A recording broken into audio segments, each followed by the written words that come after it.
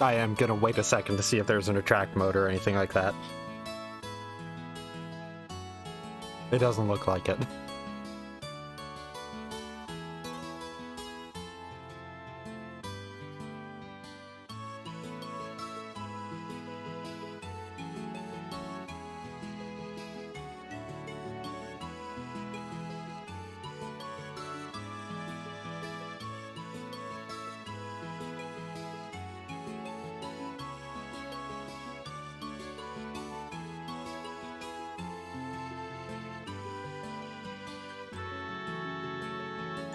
Yeah, there isn't. Okay, so...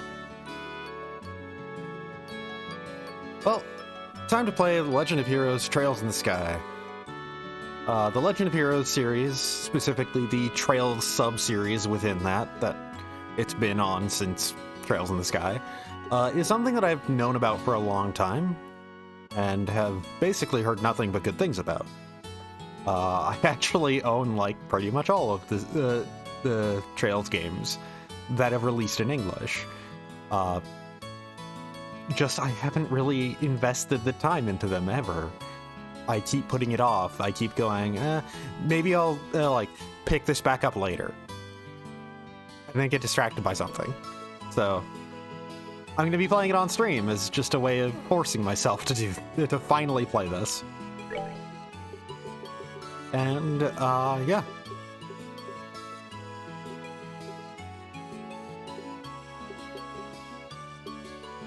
The only real notable thing here is that I turned off retry offset, which is just, yeah, enemies become weaker based on number of retries. I do technically, I have progressed a decent amount into the game originally. Like, I say a decent amount, but it's still pretty early. But, yeah. So, time to start. We'll be playing on normal. I'm not too familiar with the Trails games in terms of gameplay, so...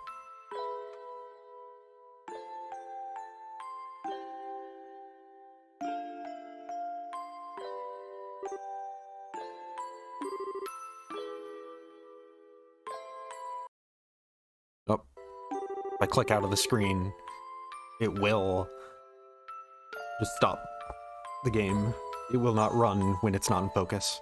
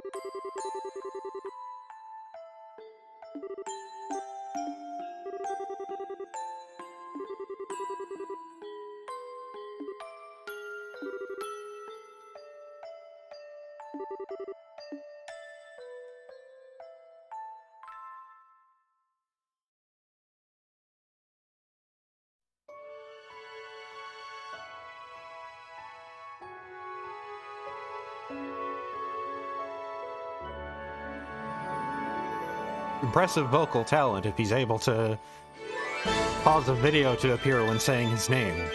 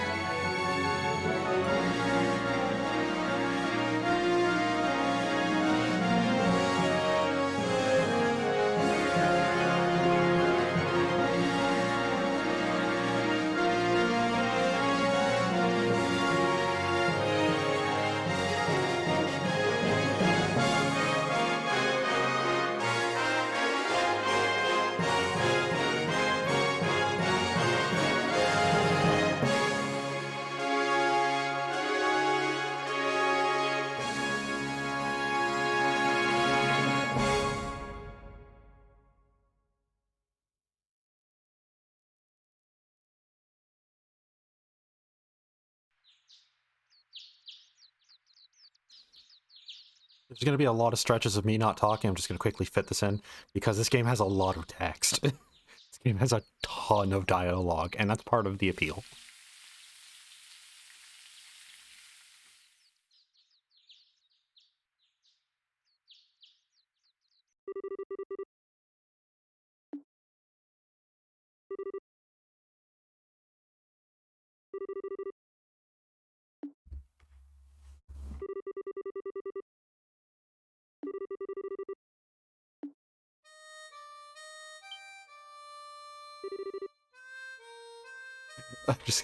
I'm just gonna mention, this is like the third time we've heard that tune.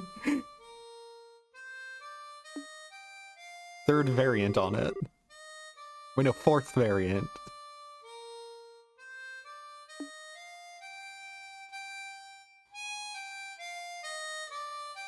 I'm probably gonna honestly have to talk more, even if there is dialogue going on, because otherwise I'm never gonna talk.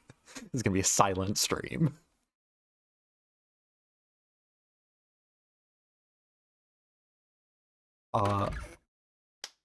I will mention, I am kind of thinking of backing out of the game for a second, closing it, and then just doing a quick options thing. Just setting the font to be larger will look decent. Does, from what I've seen on stream, from checking it, it does look like it should display fine, but it also feels like it's in that realm of like maybe too small.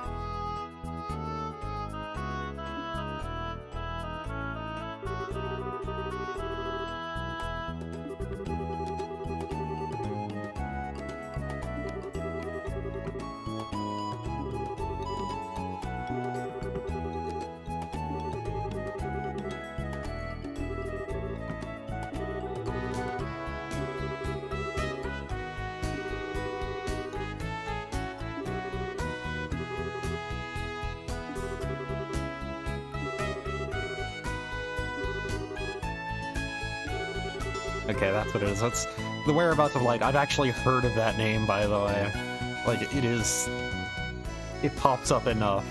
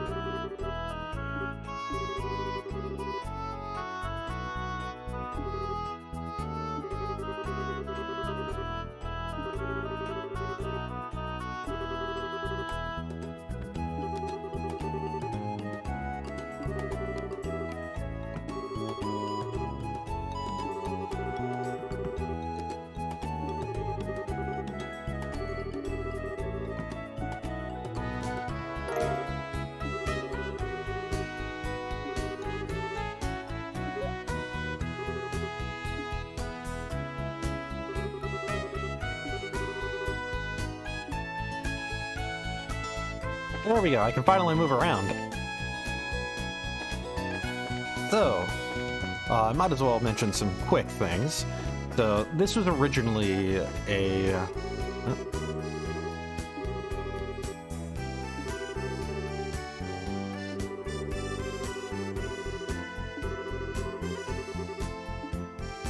This was Wait, I might as well just...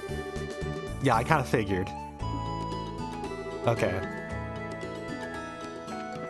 So this was originally a game made for Windows, Windows XP in 2004.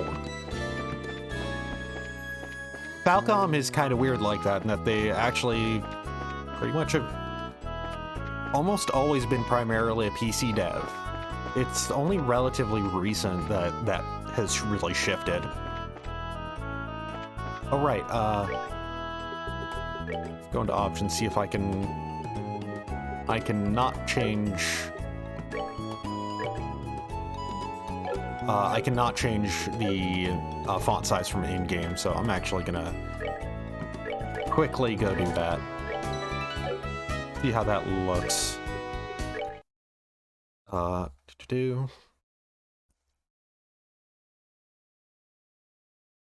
Boost font size.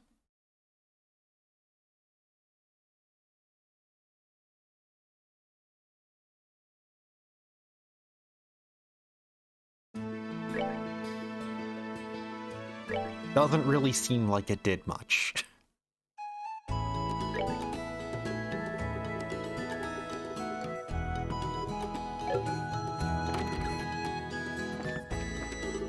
Oh, there we go. It did. For talking. Okay, that's actually pretty good. So, as mentioned though, Falcom for a while was primarily a PC game developer, and that's only recently changed. This game, like I said, originally released on Windows XP in 2004 in Japan. Just a rest. I'm doing just the usual thing of scanning every single corner I can for any potential equipment or items that are... Hello. I see you. I can't open you, but I see you. But, so, yeah. From what I understand, the Trails in the Sky thing was... I forget which Legend of Heroes game it was technically in chronological order, because it's a very long-running franchise. But Trails in the Sky was the start of the Trails sub-series, which is its own consistent universe, and that's kind of the whole appeal. Every Trails game takes place in the same world and, like, years apart from each other. Not too far, but, like, you get to see the world develop from game to game, and how technological advancements change things. You'll see little things referenced in, like, a newspaper that'll be relevant for a later game, because that political ongoing in a different country will, you know, escalate or whatever, something will happen with it, and that'll be relevant to the story eventually, because the whole world and whatnot. So, alongside this, the game originally released, like I said, on PC in 2004, then they did a PSP port in 2006. We, in North America, finally got that PSP port in 2011. And then the Windows version released in 2014. And apparently in Japan, it did release on PS3 and PS Vita. I'm actually kind of surprised that they haven't done modern ports of the Sky sub-series, because they've done modern ports of every other Trails game. But anyways, that's largely my knowledge of it. I might as well just go over some basic stuff. If I use the D-pad to move, I'm walking. If I use the analog stick, I can run. I can hold how I have the control set up on my controller. I can hold R2 to use the fast forward feature, which was something that was done specifically for this PC port, because the people who did the PC port cared a hell of a lot. I can use L1 and R1 to rotate the camera. I can also use the right analog stick for that. There's actually a ton of buttons to assign for this game, actually. So if I press circle, because I'm using my DualSense, my PS5 controller, so if I press X, that's confirm and whatnot. Circle is cancel and menu. Triangle I don't have yet, neither do I have square. I can open up the world map with clicking in the right stick. Clicking in the left stick I don't have yet. I don't have what's on L2 yet. I can hold the start button or like the right side of the touchpad. I believe that's just an auto assignment. Oh, hello. My cat's crawling on me. He wants to lay on me while I'm explaining things. But if I hold the start button, it'll show me where exits lead to. And we have the minimap in the top right corner there. It is worth mentioning, like I said, this was originally a PC game. It controls with the mouse. And I can use the arrow keys to move around. And it's got keyboard controls that I don't know about, basically. But I can use the mouse, I can click on the, like, that's the reason for the camp icon here, is I can click on that to just go to it. But anyways, but like I said, I'm using a controller.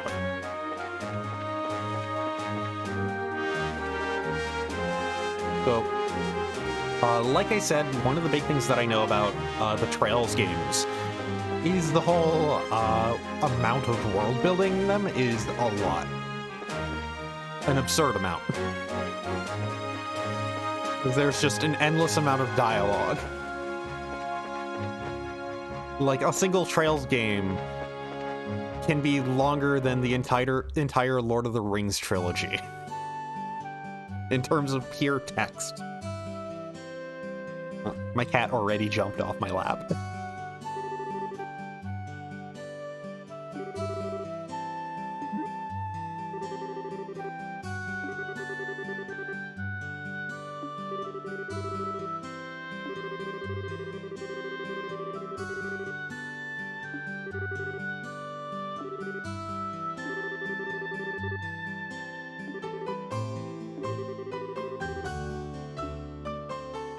You know what? I realized I didn't really go through the status stuff or the menu. Yeah, you can see what crafts the character has, what S craft they have, their stats, you know, strength, defense, attack speed, attack defense. I think that's attack speed. It makes sense if it was. Attack defense, speed, wait, no. ATS is probably accuracy. Dex, agility, move, and range. You can also see equipment that they currently have. Really, equipment is just an expanded version of that menu. There's Orbment, which we don't have yet. We do have a map of the Liberal Kingdom. Liberal.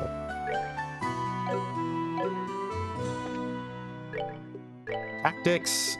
So this game actually uses a grid-based movement system alongside being turn-based JRPG. It kind of functions like you would imagine, like Final Fantasy Tactics does, in terms of how turn order works and the like. But it's all, you know, smaller encounters because it's a turn-based JRPG and you have random encounters. Well, I don't think you have random encounters in this. I don't remember that.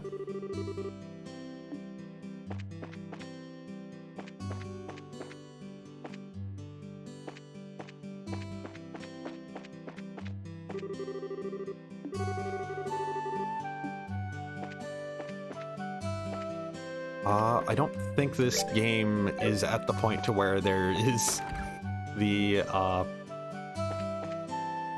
guidebook that you have for every single NPC and all of their stories.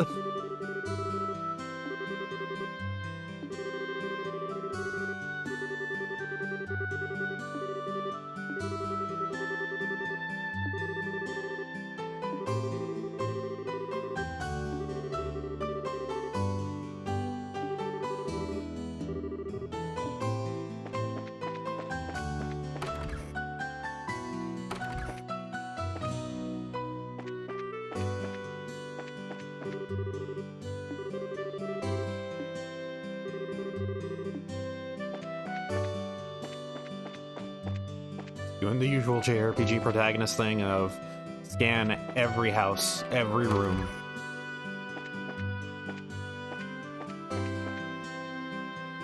So yeah, I can see the major exits. Let's bring up the greater mini-map, well, the area map. So yeah, it points out the points of interest and whatnot within the area.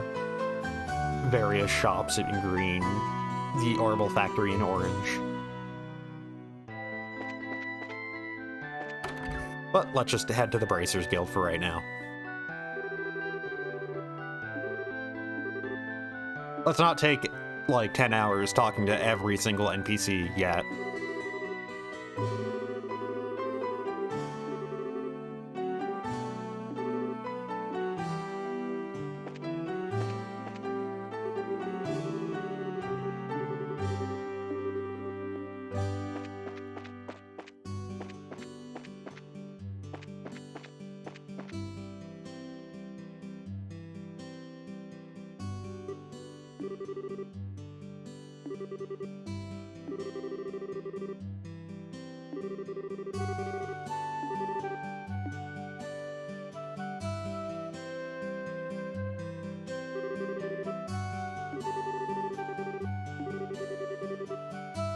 I realized after all this time, okay, yeah, OBS is still capturing the game.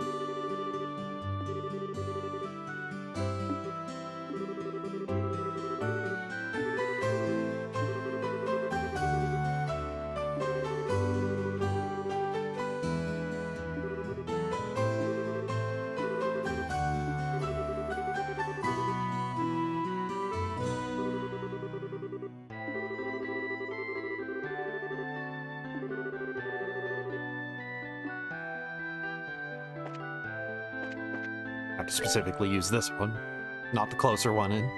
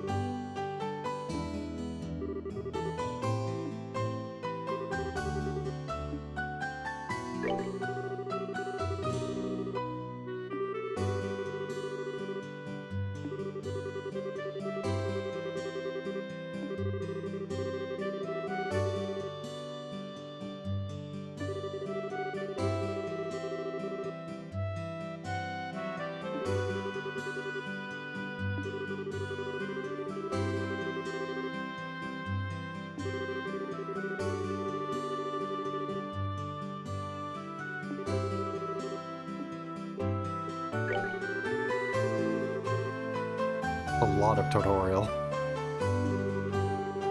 And really, it's also lore.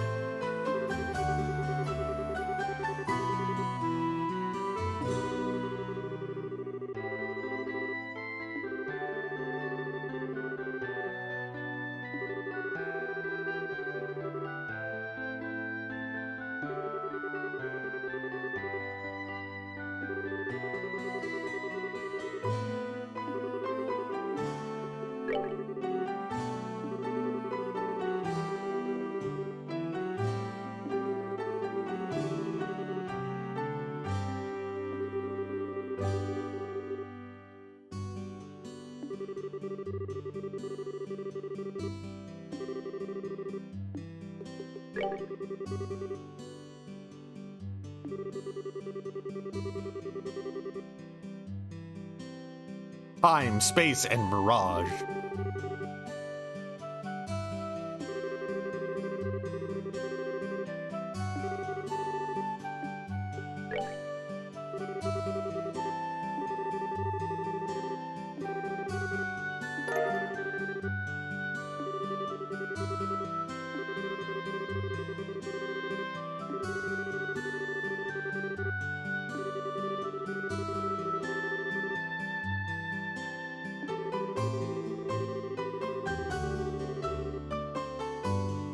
So, finally, I get to use a shop.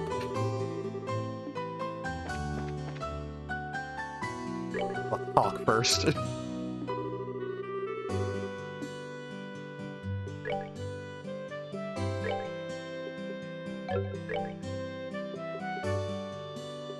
So, as mentioned, for Estelle, I can make pretty much anything. For Joshua, I need a time element one.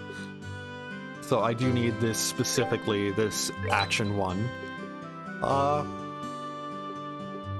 For Estelle, let's go with attack.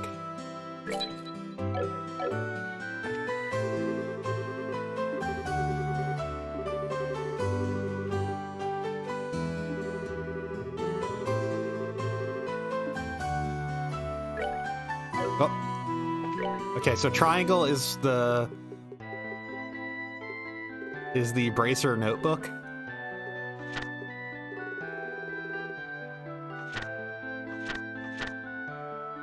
It's where I can check the memo. It'll tell me what I need to do things, basically.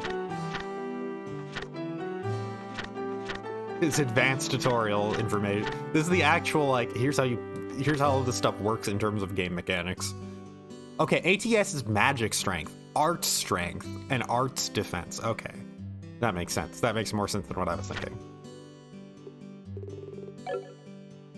But let's just open up the menu, go into Orbment.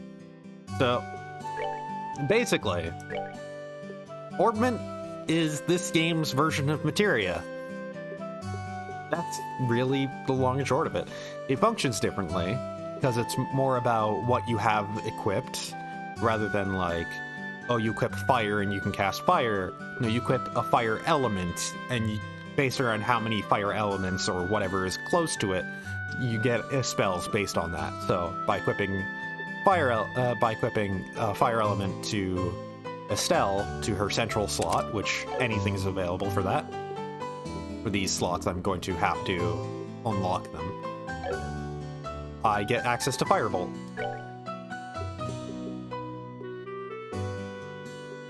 Also, you can see in the corner there how many of everything I have equipped, which, once again, that determines what spells I have access to and what effects I have access to. And also, yeah, might as well go back with Estelle here. Having equipped that attack +1,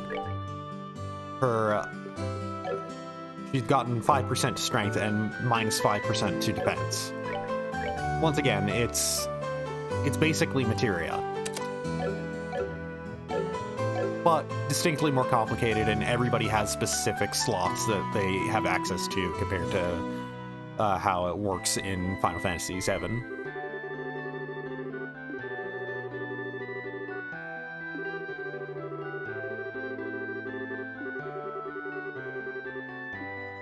So I do specifically need recovery arts, which...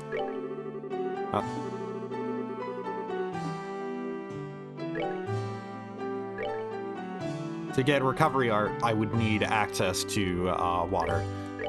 I might as well make one of everything I can for right now, because I was given the materials to make it all.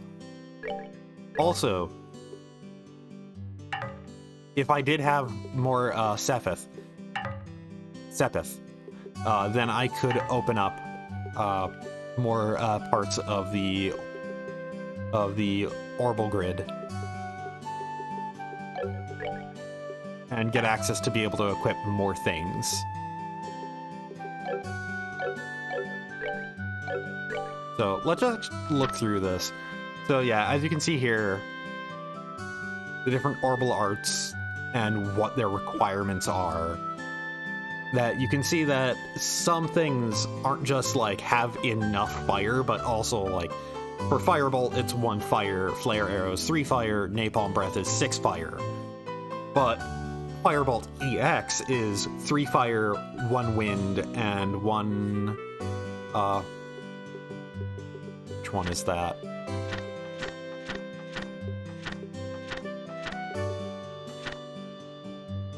Which... wait, I can just... the yellow one. Whatever element yellow is. But yeah, that Firebolt EX requires 2 other elements on there. And it is also worth noting that it would have an area of effect instead of just being single target like the single element Orbal arts are.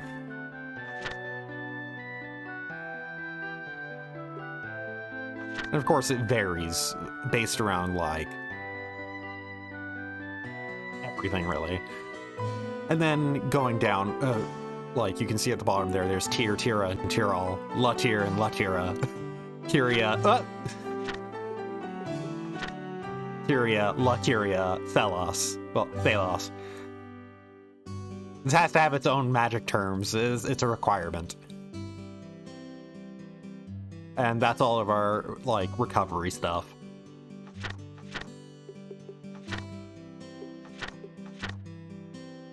Wait, this is 1, this is 2, this is 1. Huh? I'm guessing that's just a typo.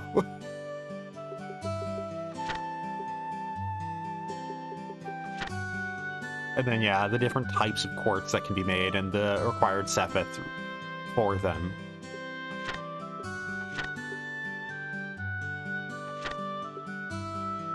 With quartz, once again, being this game's version of materia.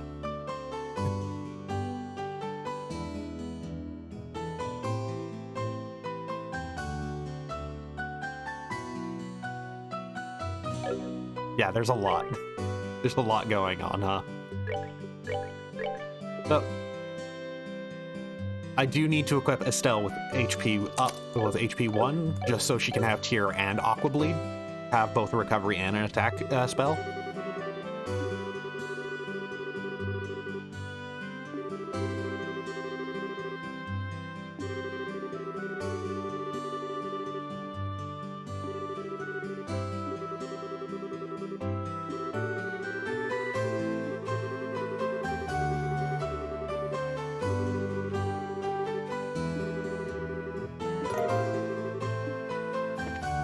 Okay, here we go. So basically, I think, okay, so Joshua is generally faster, so I actually want to open up a second slot for him and give him the HP up. So that way the faster character has access to being able to heal.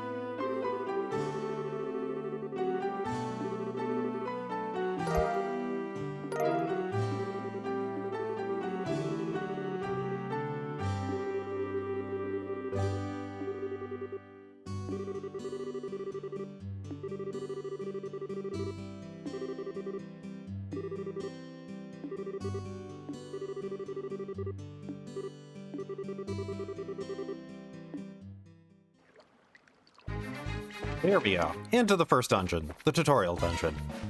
So, let me just... Okay, so... Yeah, that is the monster book here. I have that set up as L2.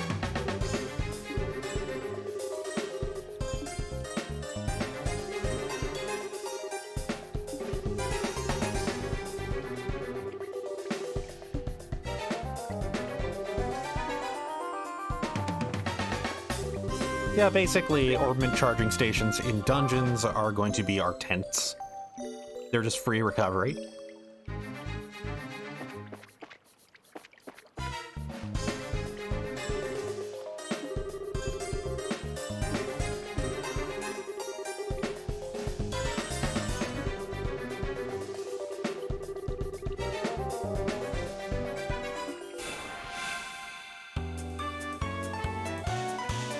So hey, here's the battle theme. It's really good.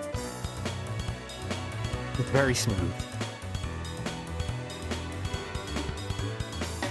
So yeah, like I said, this has kind of a battle system sort of reminiscent of Final Fantasy Tactics. You know, it's not a tactical RPG in its total, but it's got a similar system for turn order and whatnot, and it is positioning based.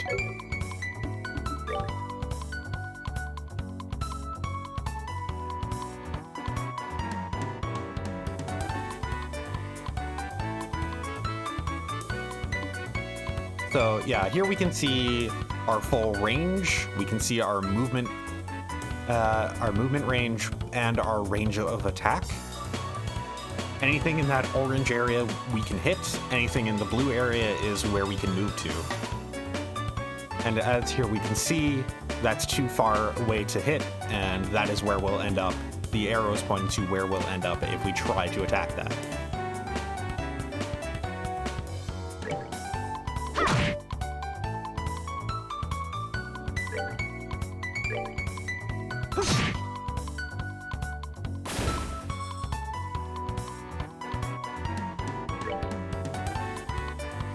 So, notable thing for Joshua and Estelle is that, pretty sure, by the way, that circle might be rendering wrong because of the Pac-Man-esque chunk taken out of it, but hey, whatever.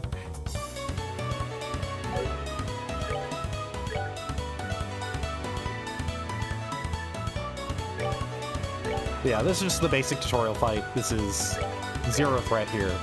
It's not even fighting back.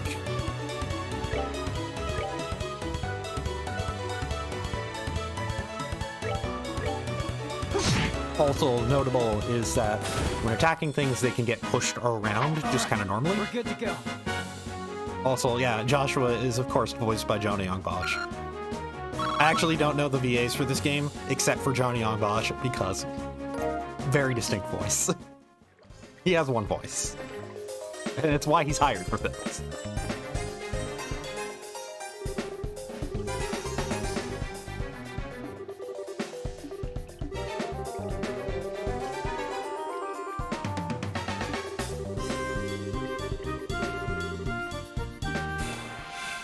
So here's our magic tutorial.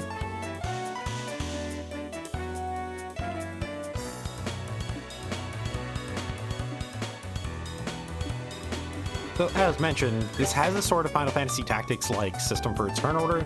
When you try to cast a spell, you actually have to take time for that spell to charge. So as you can see there, you can see how long it's going to take for Estelle to actually finish casting Firebolt. And here, Joshua will be able to cast his attack faster, but it's still going to be after the enemy gets their turn. This is a tutorial, though, so they're not going to do anything.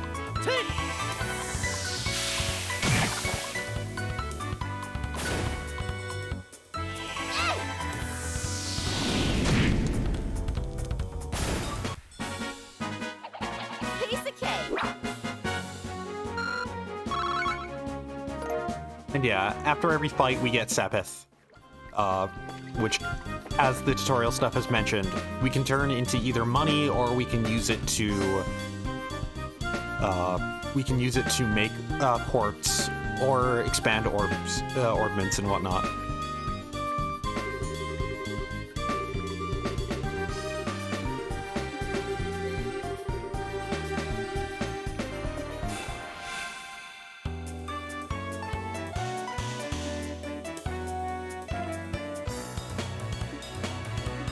So yeah, while we have spells, we also have crafts, which these are character unique. S-craft there, we're not gonna see that for a bit, but those are basically just our super moves. And yeah, crafts are just the character unique abilities. So Estelle has Shout, which is a strength plus 20% to everything in range. Come on. Well, morale.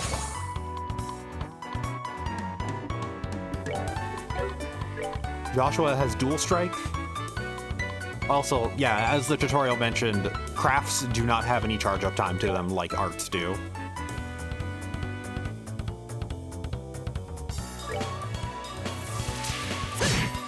And Joshua just has Dual Strike, which is just, yeah, it's hit twice. And yeah, we build up CP to use crafts by doing actions. It does carry over between battles. So we can actually build up CP in like weaker fights and use it in like the bigger stuff. We can actually sit on it. So here's the thing. Every single chest has an empty dialogue. This is because the localizers, this is specific to the localized version of this game, because the localizers noticed that every single chest empty dialogue was unique to that chest. It wasn't actually utilized in the original release, but it's just a little thing about how the game like stores data for that stuff. So they made a unique chest empty dialogue option. Well, chest empty dialogue. Of course, I have to sneeze while explaining something. But they made a unique chest dialogue when they're empty for every single treasure chest in the game. Of course, there's an achievement for seeing all of them.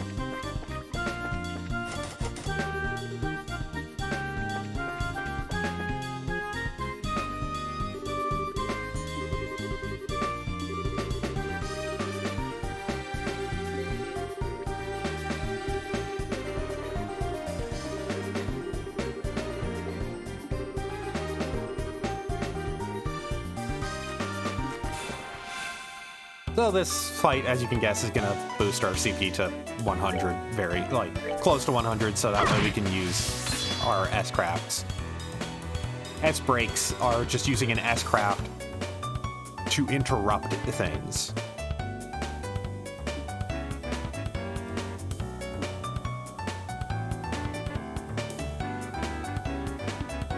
So yeah, during anything, I can press left or right to tab through the break buttons, and then just immediately force that S-craft to happen. Let's kill the thing that's far away. Here I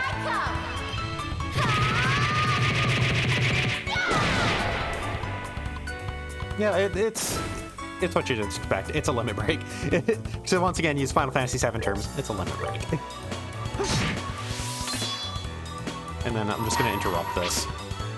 Interrupt this next action. Really, I should have attacked that and then interrupted this. Either's dead anyways, though.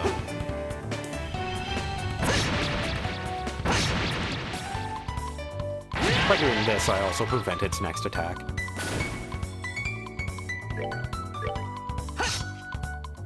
Of course.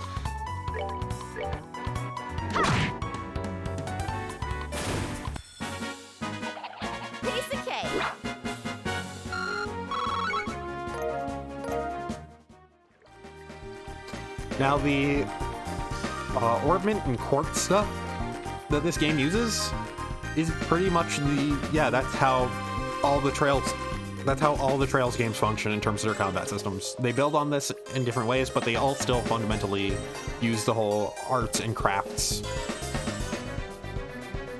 setup for things.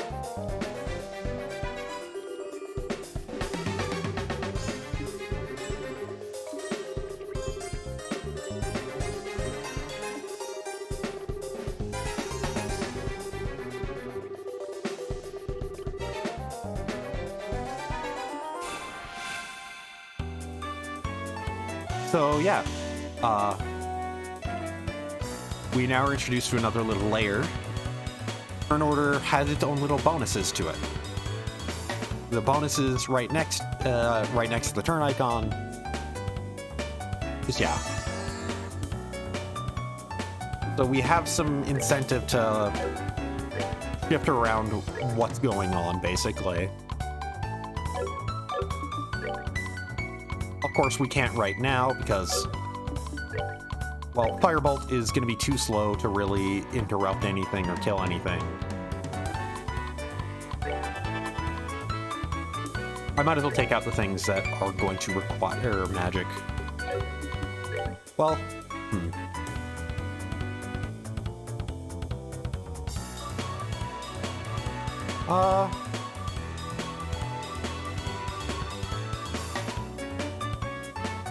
yeah, let's target this. It's gonna recover on its turn anyways, but it's only 10 health, so whatever.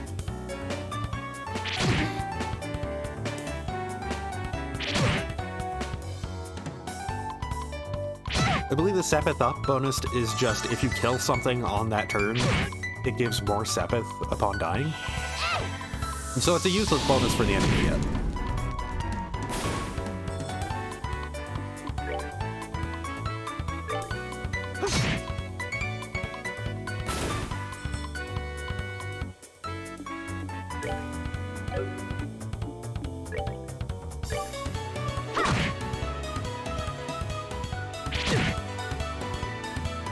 Right now, I'm also on normal, so it's not going to be too rough. It's not going to punish me too much for just kind of doing whatever.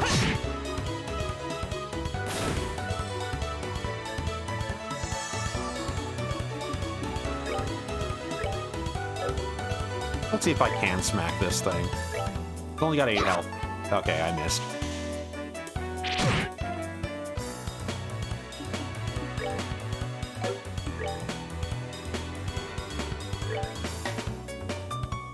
Might as well use Tear. I'll also get a bonus HP heal from just turn order, but...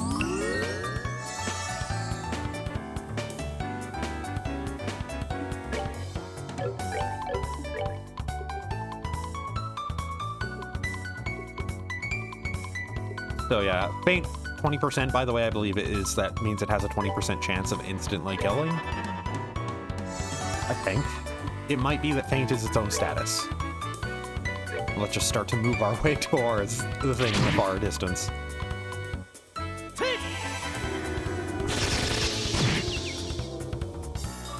Okay, that did cause Faint. Faint is just... Okay, Faint is... It faints, not as in, like, instant kill, but as in, like, passing out. Knocked out.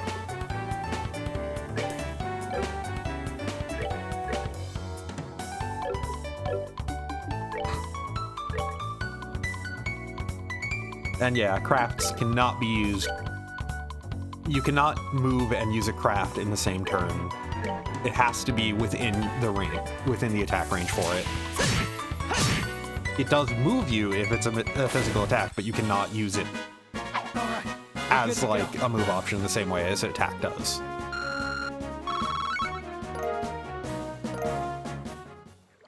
Got a crisp onion.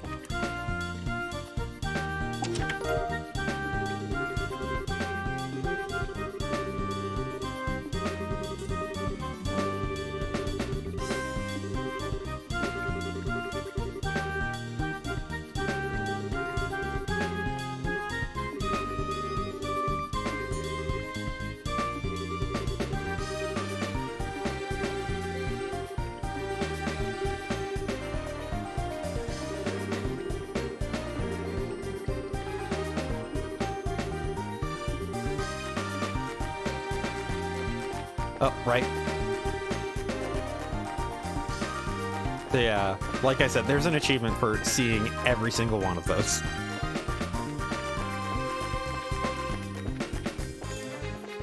Might as well just fully heal before I leave. No reason not to. I have no reason to, but no reason not to either.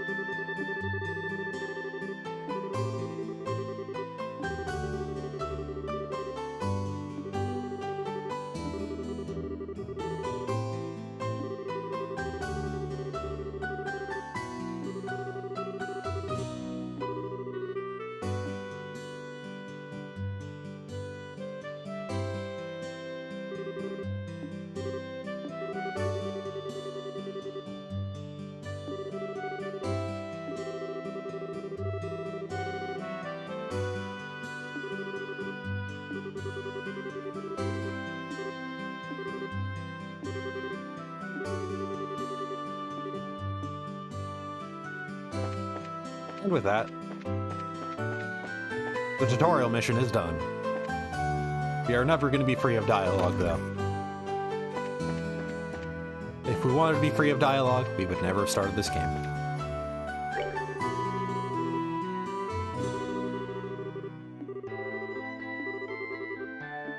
So yeah, just things worth noting from that little tutorial prompt after we, well, from the dialogue after reporting our quest, is that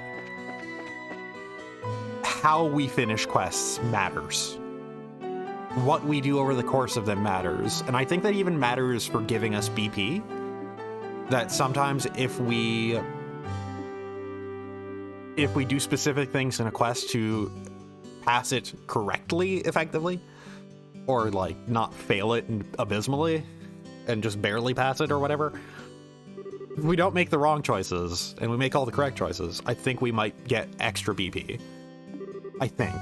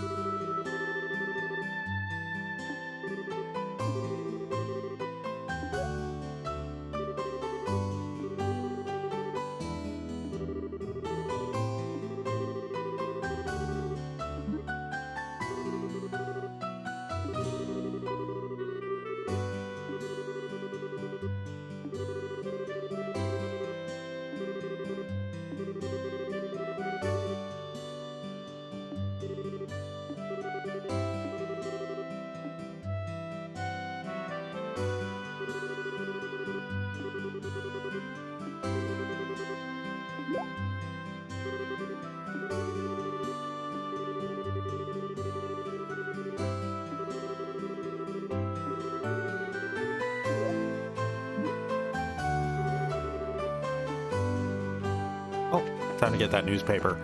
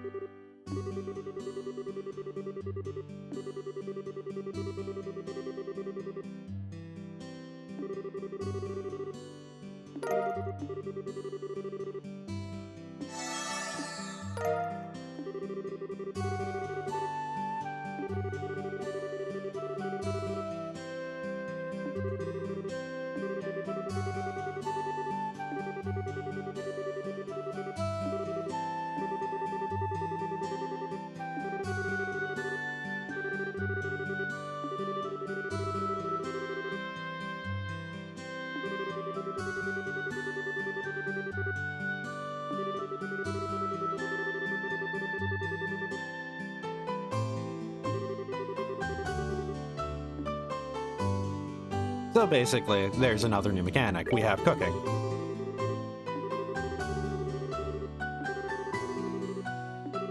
Oh.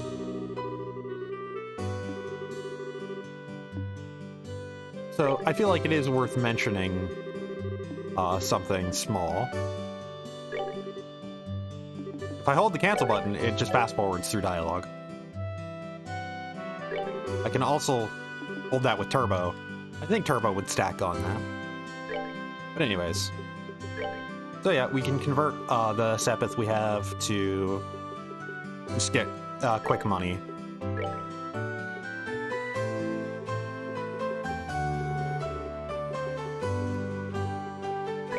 So yeah, 28 Mirage Sepith, 280 Mira.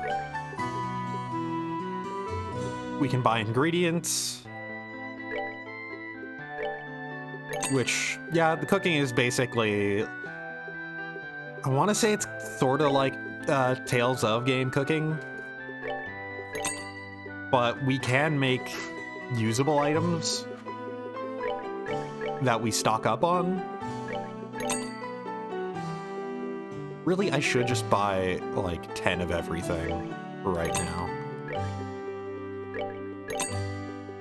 'Cause, like, even if I don't have enough, like, for like recipes involving it.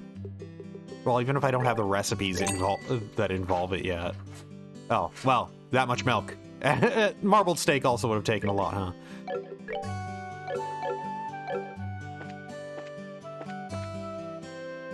And then cooking menu is on square. So I can make a maple cookie, which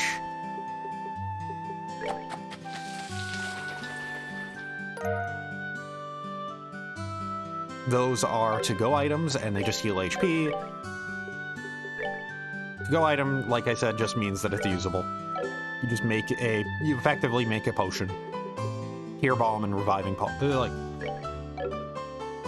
Do I have a way of just seeing a description of what the item is in here? Does not look like it.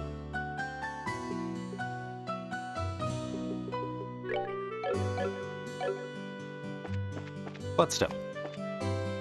Like I said, we have, like... Oop. We can cook things, and it's just, you know, for making either curing on the spot with a sit-down meal, or making items for later with to-go meals.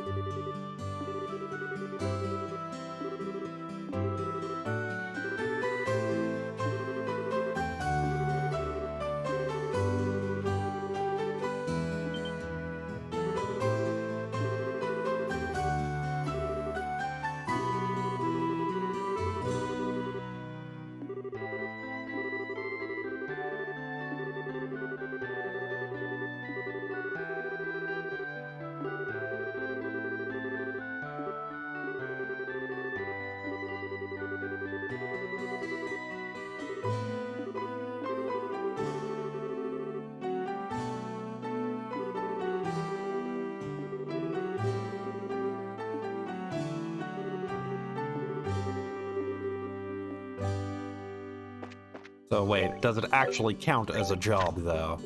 Okay, yes, it does. It's been entered in there. So yeah, we have our first real job, quote-unquote. I might as well go into the weapon store.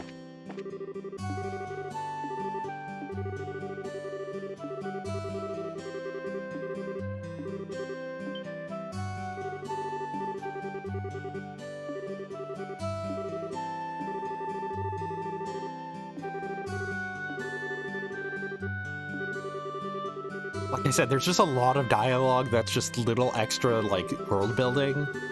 Just, oh hey, Joshua worked part-time in the weapons store.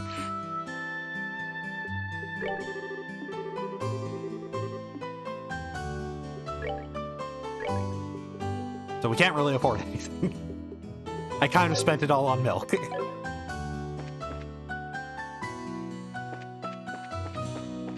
But hey, I don't think that the first, like, post-tutorial dungeon is gonna be, like,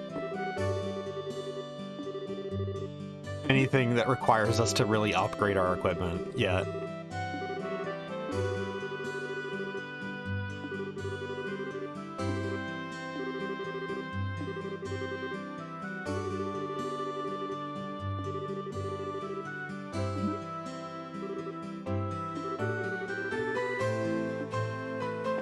So Claire here, with everything she said, I wouldn't be surprised if, like, she pops up in, like, Trails in Cold Steel, like, 4, or Trails to Reverie, like, just keeps popping up over the course of the game. We get to see her journey as a reporter, given the Trails series.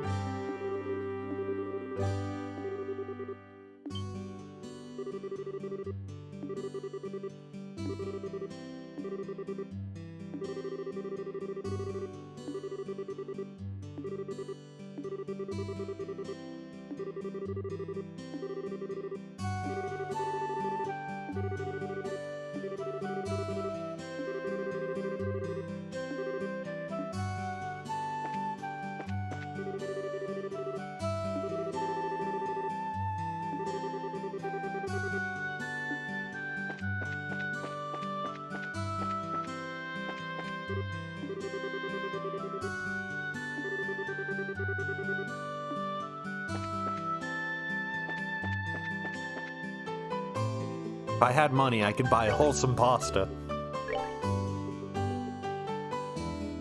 And yeah, you can see the Sepith rate just on the side there, so I'm gonna just sell a couple of Space Sepith. Might as well sell some Mirage Sepith as well. I don't think I'm gonna have a use for them right away. Yeah, I can buy these and learn them. Let's eat some wholesome pasta, though. I learned how to make wholesome pasta.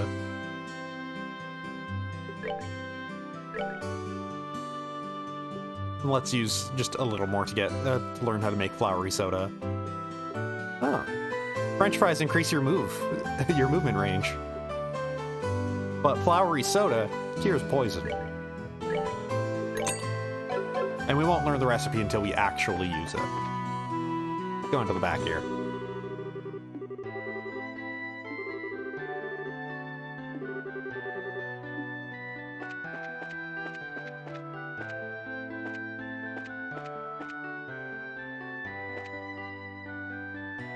Oh.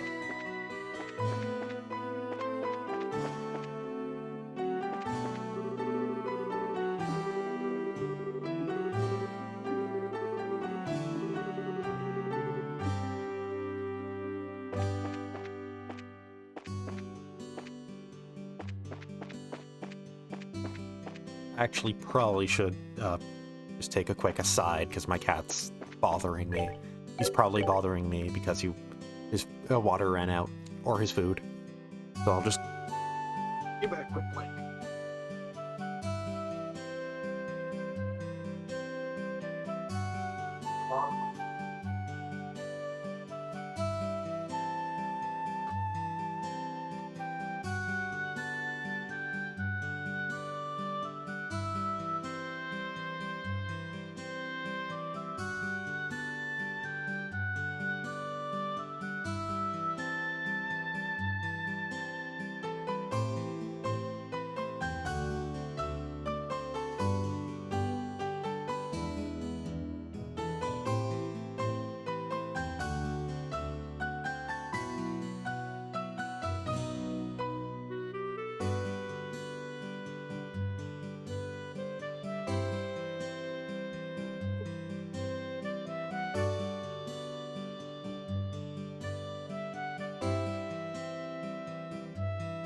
You could see the bottom of his bowl. It was empty. The ring of food around the bottom of the bowl, that doesn't count. So anyways, I should probably stop just talking to absolutely everybody, but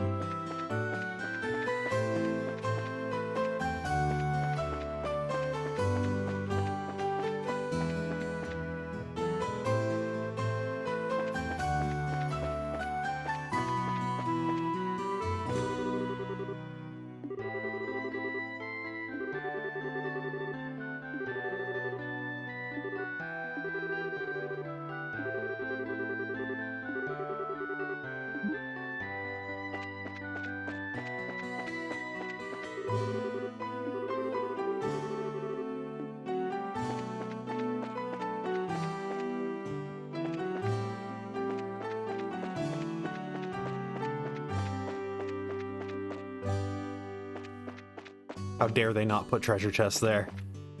Such optimal points.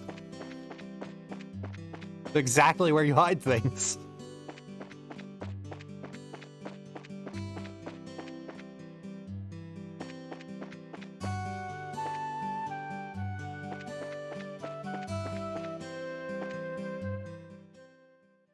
But yeah, let's just actually get to the game.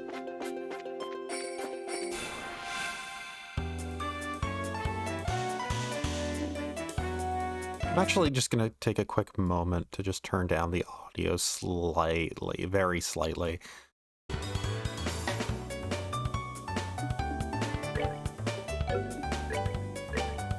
So yeah, they're both in range for dual strike to hit, so just end it right now.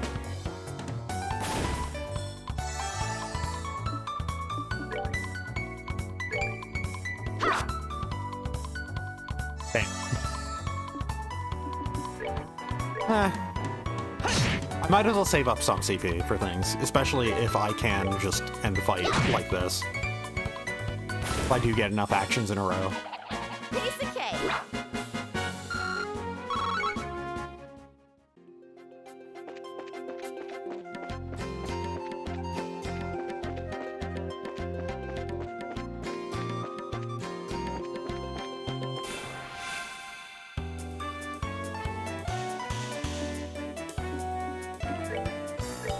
Too far away for me to use. Too far away for me to utilize the strength up it gave me.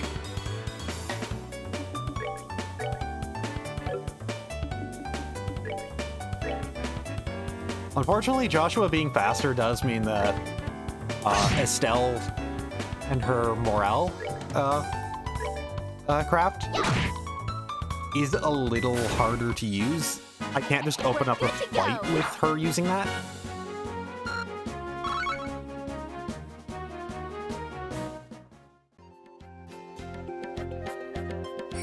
Genuinely, looking at the... I'm gonna have to look over this after the stream, because I think that the audio probably is way too loud.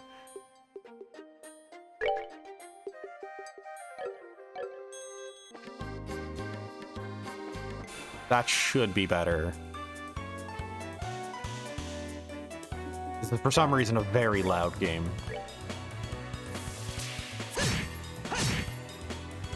Oh wow, it survived.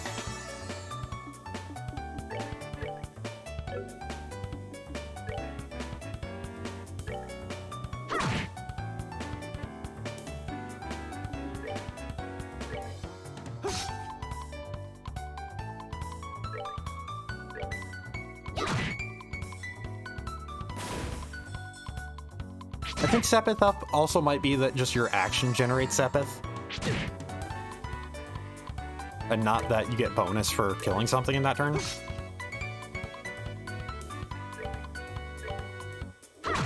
Jeez, Joshua, learn how to hit something. There we go.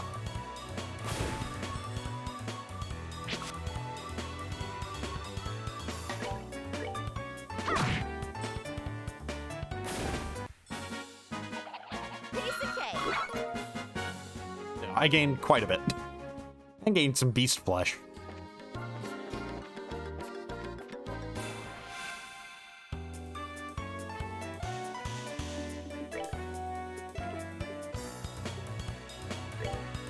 Well, I'm going to use Clock Up to increase the speed of Estelle, to hopefully get her to shoot off some firebolts faster. Ow. Ow.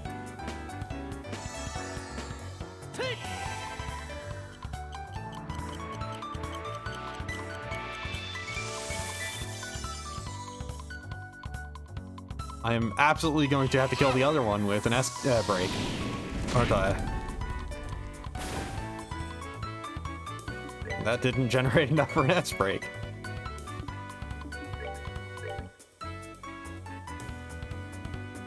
I'm going to use an item this turn. Let's use that flowery soda and learn it. Hooray.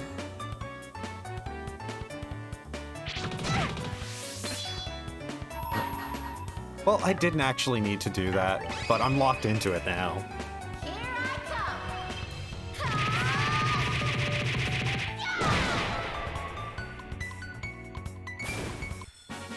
All right, we rule.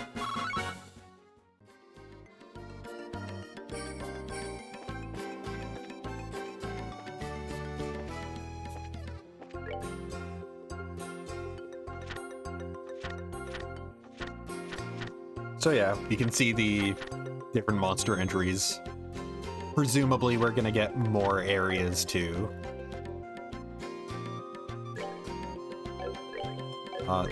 There we go. Let's make some wholesome pasta. A manly meal.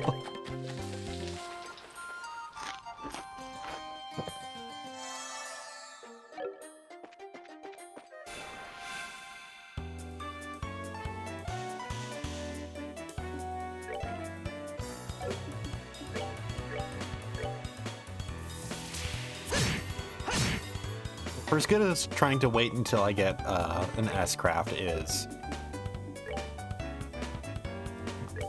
Dual Strike. Well, Sever. Wait, no, Dual Strike, because Sever's the S-Craft, is very, very good.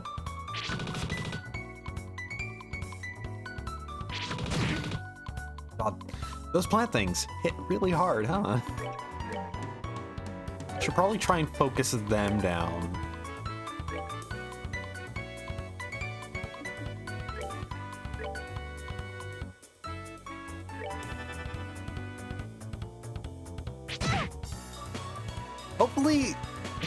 Hopefully they pushed her out of range of these.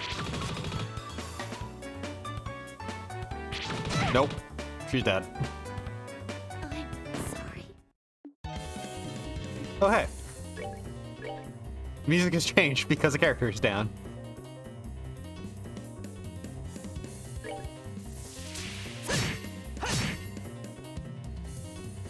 Okay, that takes care of that one. And this should take care of this one as well.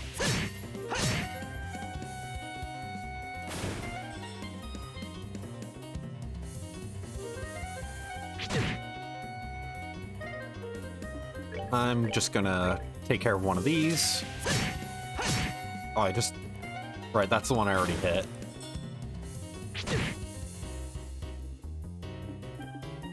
So, use that reviving bomb. I have to be closer to her to use it. Let's just start to move. At the very least, movement does like count as a fast action, so our next turn comes faster. There we go.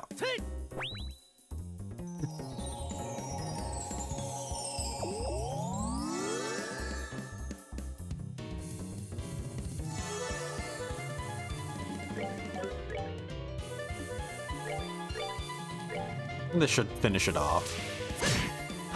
Oh, it was already damaged. Right, because Estelle attacked it. Alright, we're good to go. I'm guessing she got less experience because she did die in that fight, or did less actions or something. And hey, we just used one.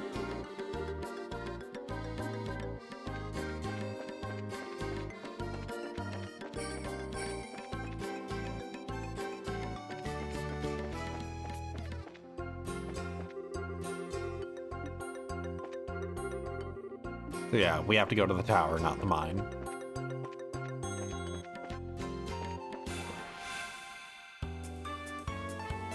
I came at it from the side, not directly behind it, so no preemptive for me.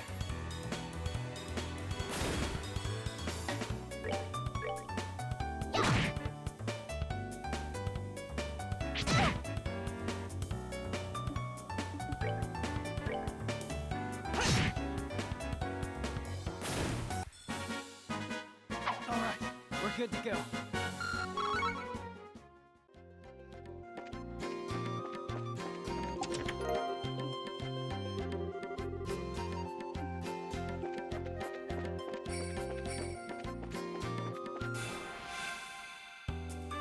Was that behind it? No, it wasn't. I can't tell what is the front and what is the back of these things.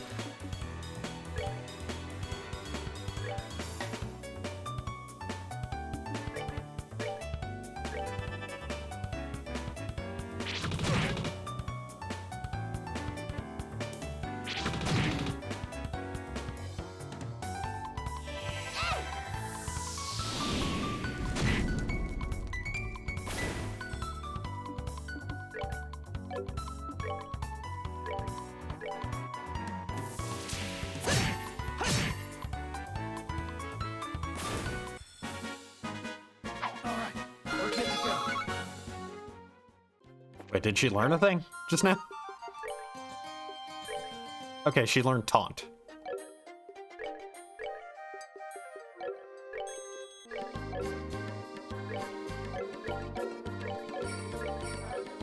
Yeah, I just don't have any new equipment yet. From what I recall, I will be getting some. Damn it. I was trying to circle around them.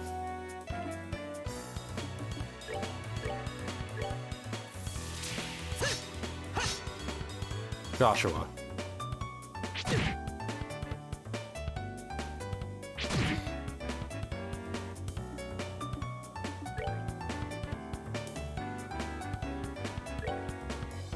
Might as well hit the one that's charging up.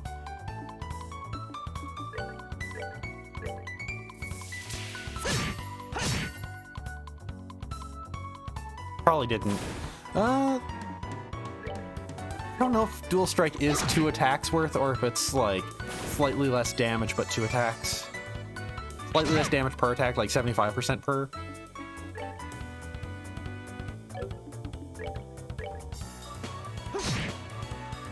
It seems like it is. Well, like, it seems like it is just 2 attacks. Alright, we rule.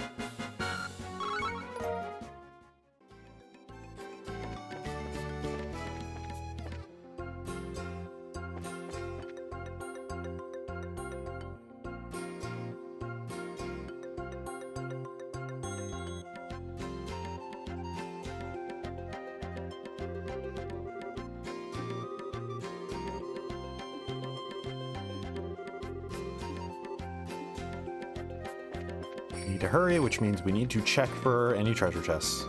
Also, I cannot move the camera in here.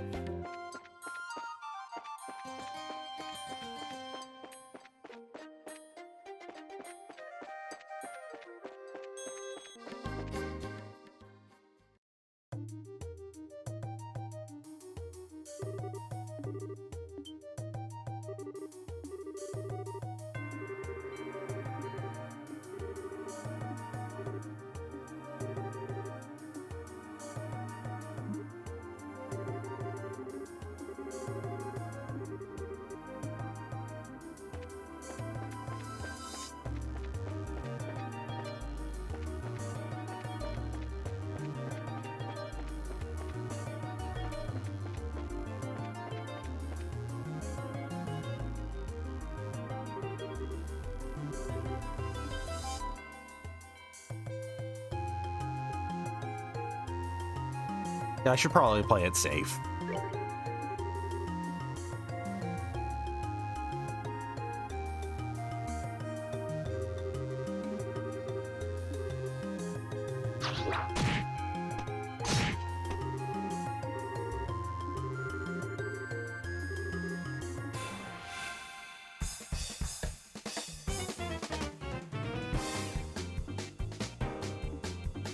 So yeah, we can see the health of the NPCs in the corner there. They can get attacked. Might as well. So I can inflict taunt on an enemy, but I don't really need to. I'm positioned in a good spot. Come on. So I'm just gonna go for the attack buff. I did give it to one of the kids. I don't think they can attack though.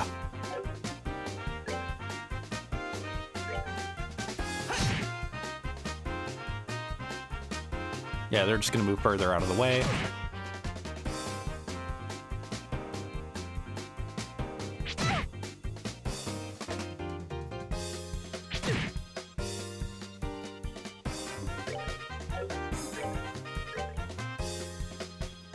just,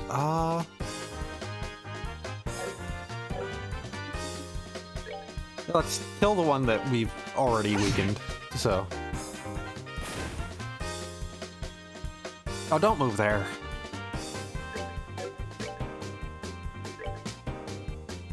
With taunt here, I'll at least get both of them with it.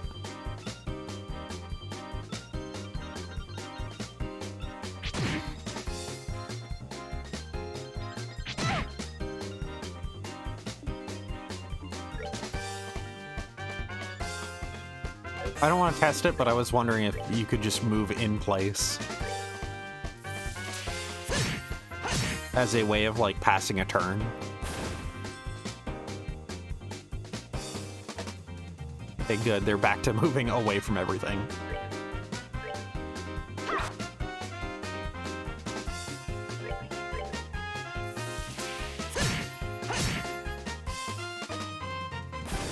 It does seem like Dual Strike, the individual hits are slightly less damage.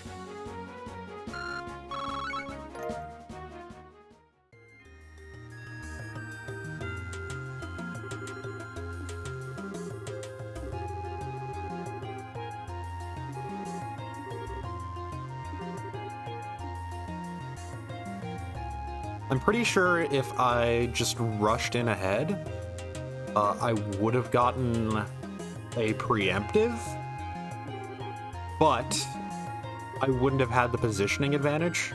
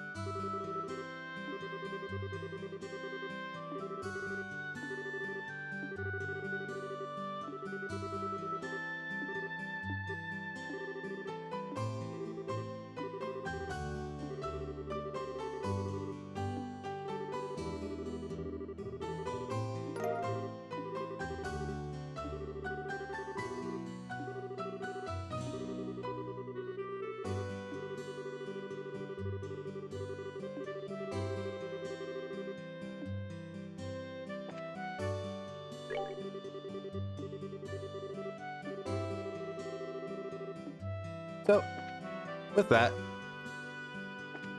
we solved that little situation. How much money do I have? So we did get +1 BP for that, actually.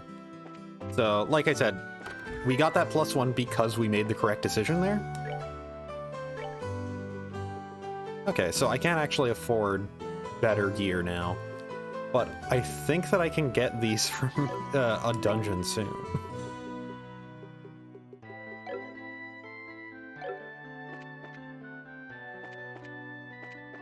So let's actually go spend our money on those other to-go items. Oh, hey.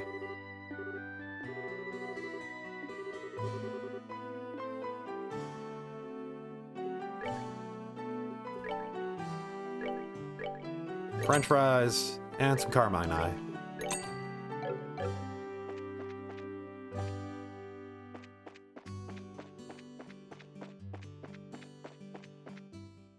And let's just head back home.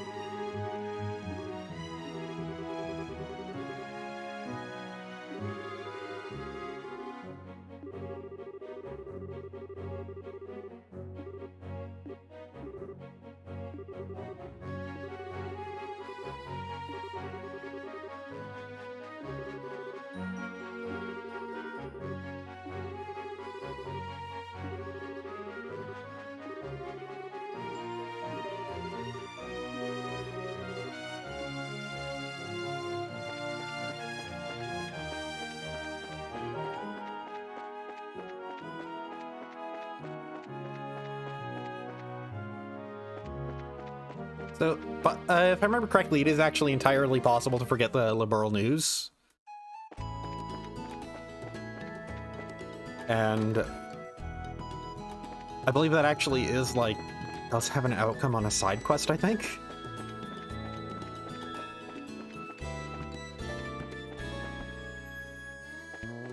Let's see if we can go find Dad to give him his letter. He's probably in his room. No, it's the obvious spot.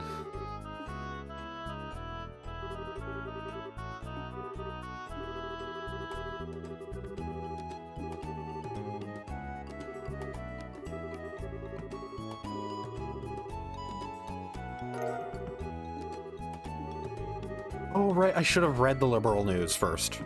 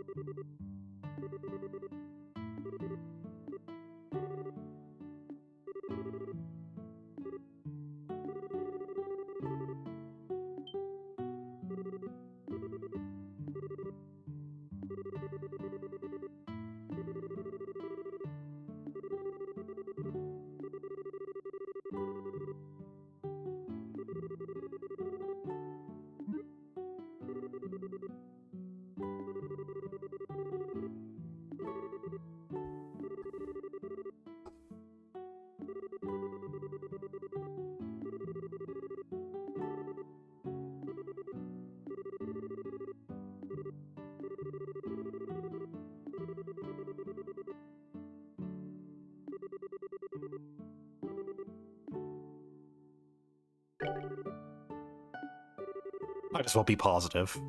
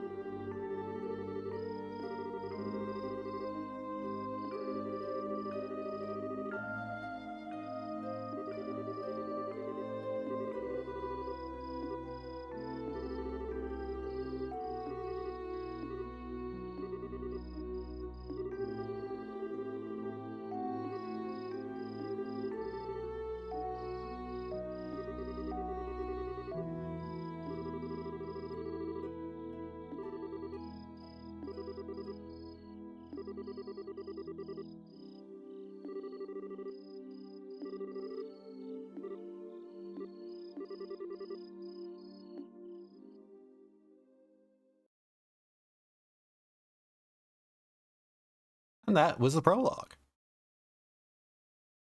A lot of questions regarding Joshua. And they only keep adding up. Also, why it's important that he has black hair and amber eyes. A thing that was noted.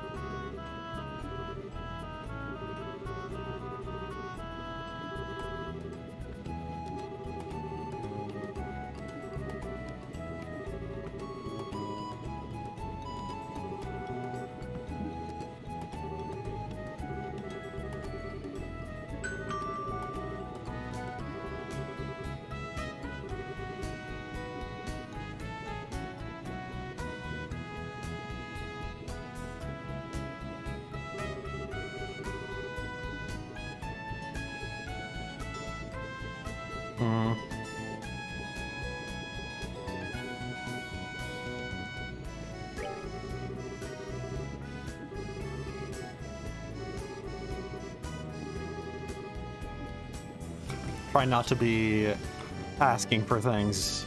It's nicer that way, I guess.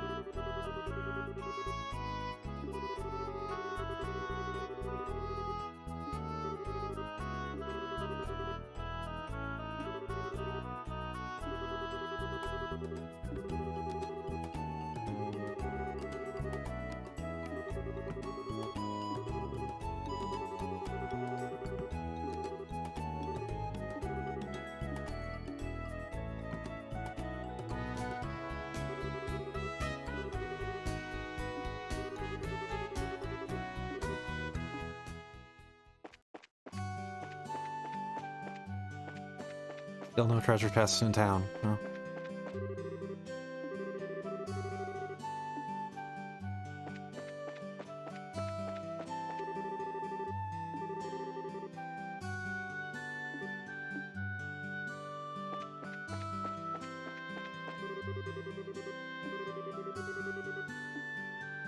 So yeah, here's a... I'm not gonna be getting too into it, because that's a lot of time spent, but basically, after like every story event, pretty much every NPC has new things to say.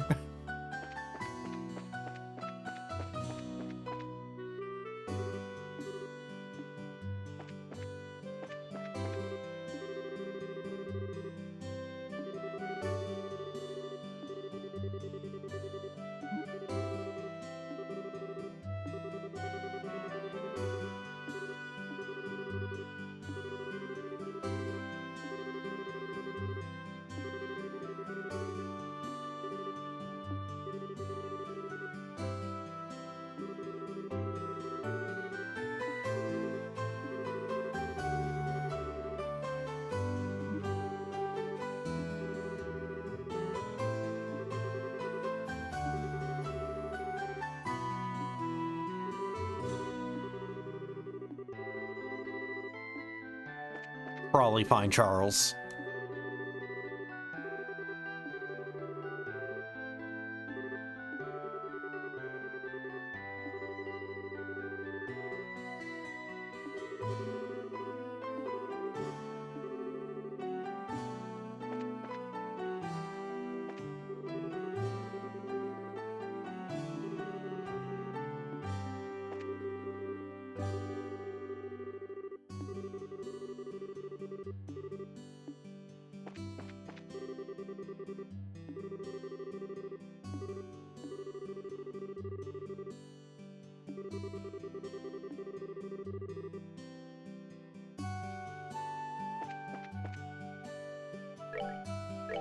Nothing new.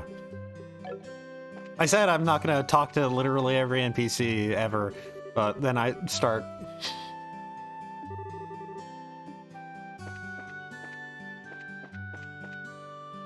then I see an NPC I can talk to.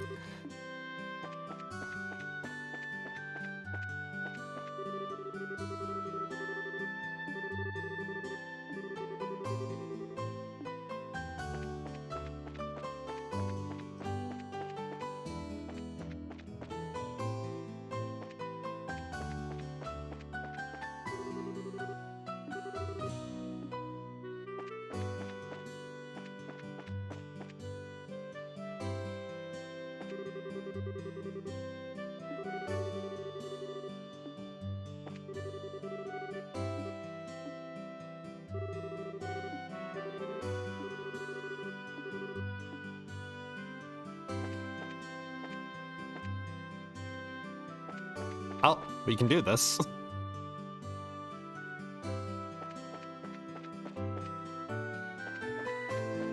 Can chase off birds.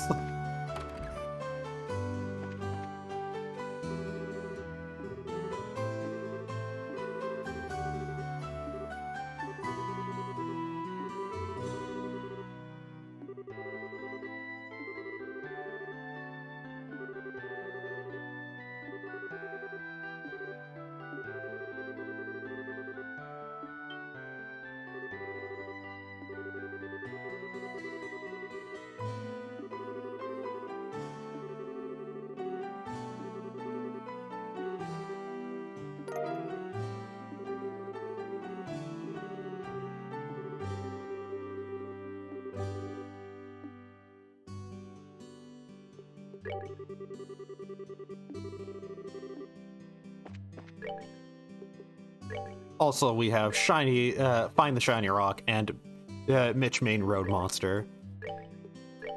These are just little side things we can do. Difficulty easy, because this one's just going to be finding the item in the town, and the other one is fight a specific monster. They have long terms to them, so that means that we have quite some time to do them.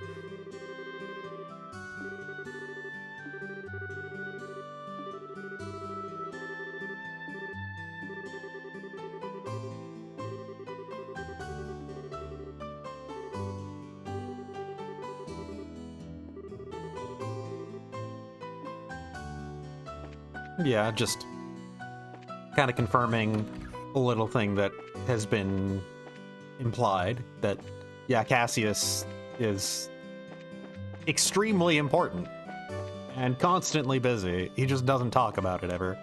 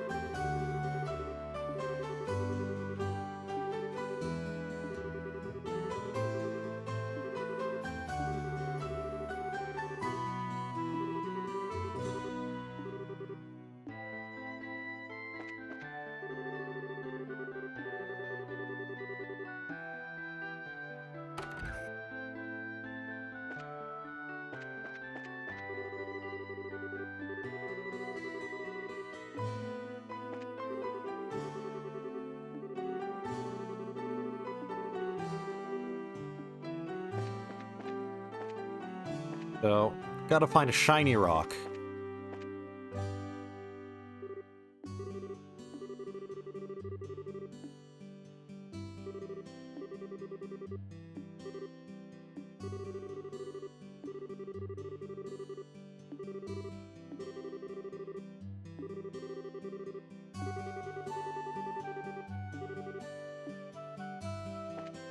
Seems like said shiny rock fell into the sewers. So... Oh. Quickly find where that entrance is. Here we go.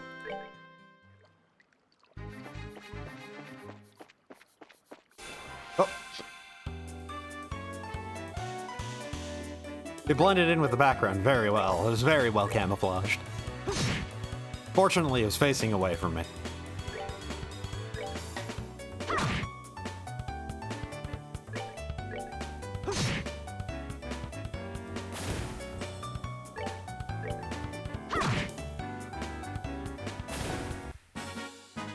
We're good to go.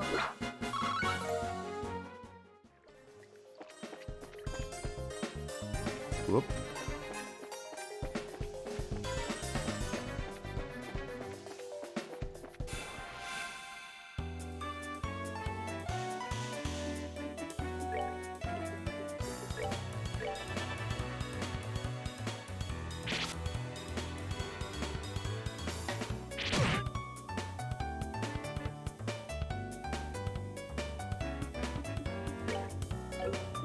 So yeah, just a fight against some monsters that requires 2 spells, so it does take a little bit.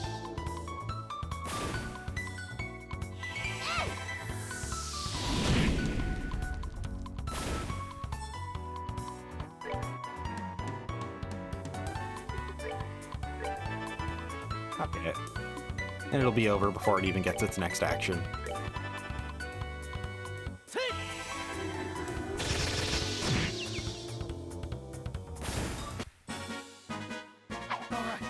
Good to go.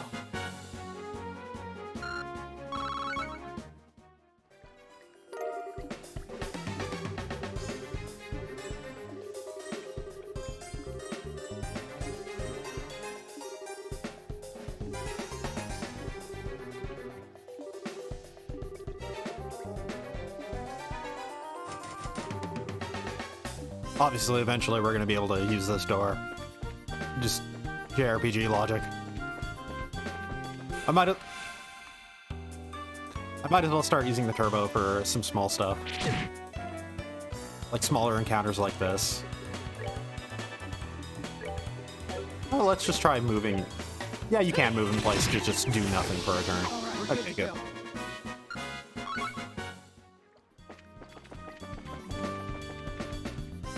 I might as well heal. Oh.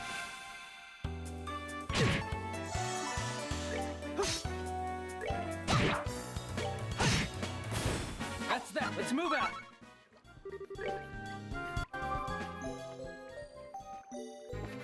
Aha! With turbo, I can even beat the speed of the little recovery jingle.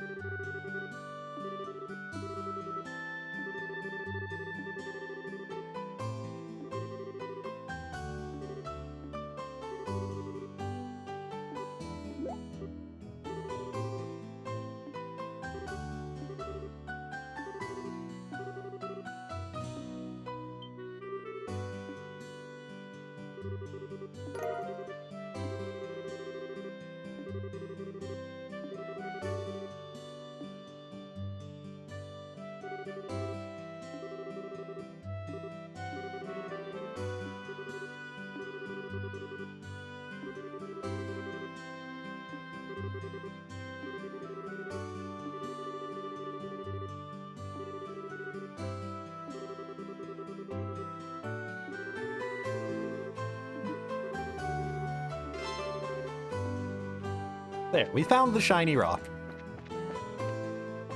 And we also got drill meatballs from it, which do... Okay, they give us a slight strength buff when used in battle. I might as well go into the general goods store, because...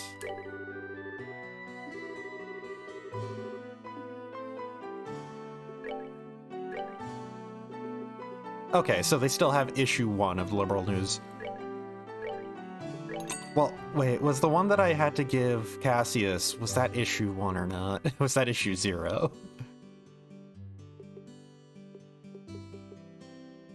Alright, we can just buy items to charge up EP quickly.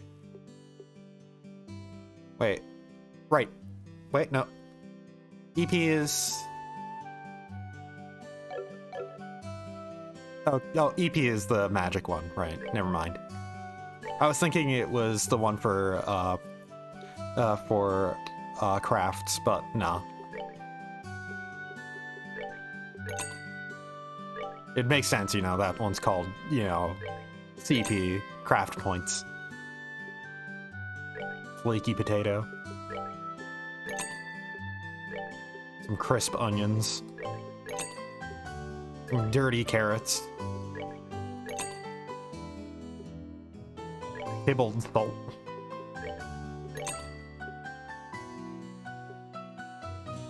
Okay, there we go.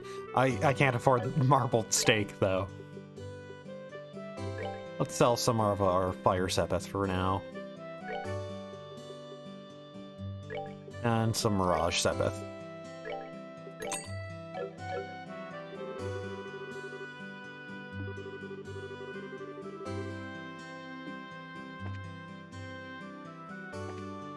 Oh right, wasn't I looking for Charles? This is...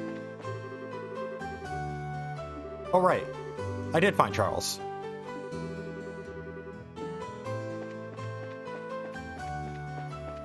I completely didn't pay attention to that kid's name and the fact that it was relevant to the thing I talked about earlier.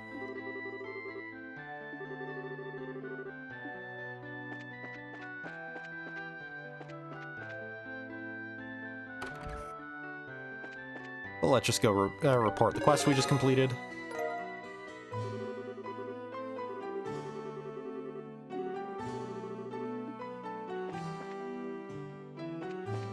And might as well actually head out to do the important thing we've been hired to.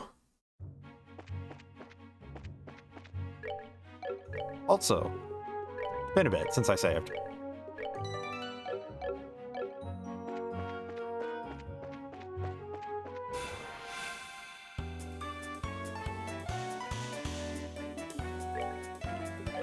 So, this will probably just be... No, never mind. I was thinking this would be a pretty quick fight, but...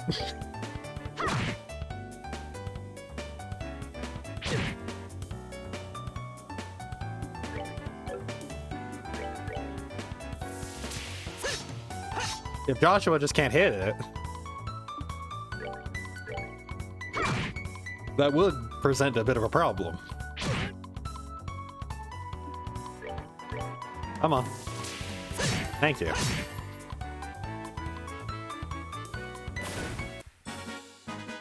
That's that then. Let's move out.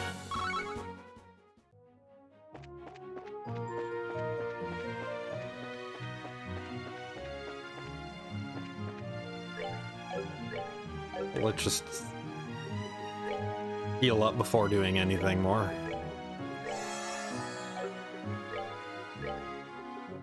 I can't actually use tier outside of battle. If it's a curative one, it can be used outside of battle for arts. I should probably upgrade the amount of slots I have.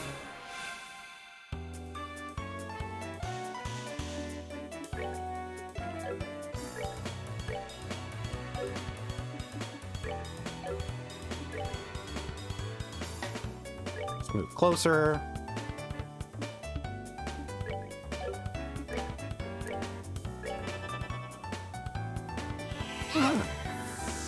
Pretty quick charge up, probably because of the preemptive. I would guess, going off of that, that preemptives might mean that you just have an instant charge for a spell. That's that then. Let's move out.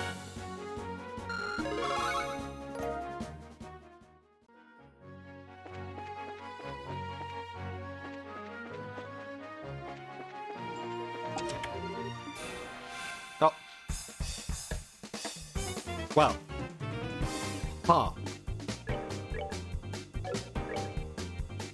I'm gonna attack in a way that leaves me closer to it, that leaves Joshua closer to Estelle. That's not that much damage. I'm out. I'm not gonna investigate that chest right away.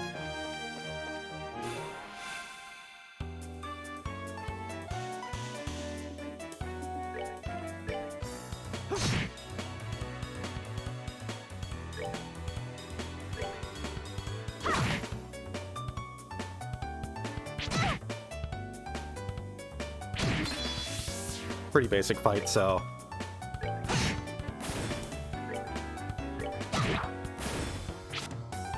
And it missed even. All right, we're good to go.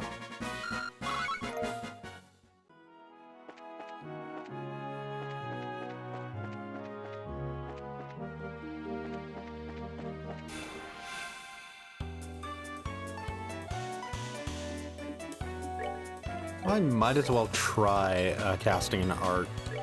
Okay, yeah, it does seem like it. Getting a preemptive does mean that you have pretty much an instant charge for arts.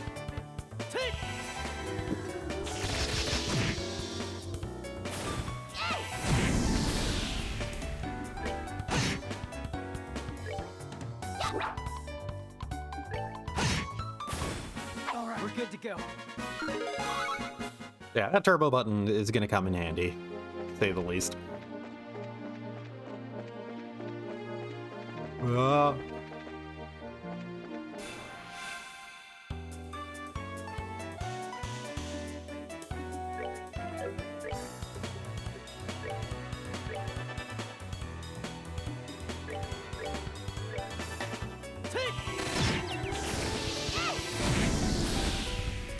So, worth mentioning, if you see Estelle's CP right now, it's gone over 100. I believe the max that you can have is 200. So basically, you can sit on an S-craft and still be able to use crafts.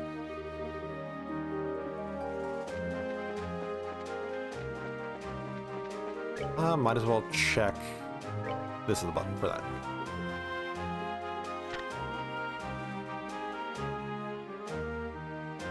Pine Plant is roving Milchmane Road.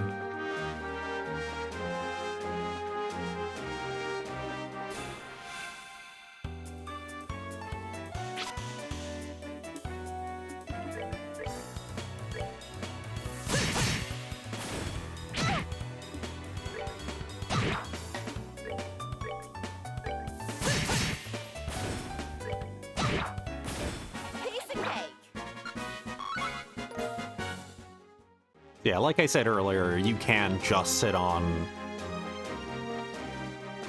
you can sit on your CP just to make sure that you know, have it for a harder fight, or that you can sit on an S-craft and whatnot, and still use your abilities.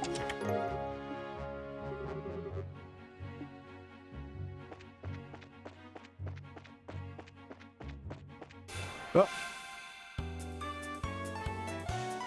Yeah, they can just get into contact with the characters following me, and that's enough to get to an encounter. It's admittedly like something I don't care for, but it should be fine, admittedly, with the way that enemies pop up in this. I say, and then immediately.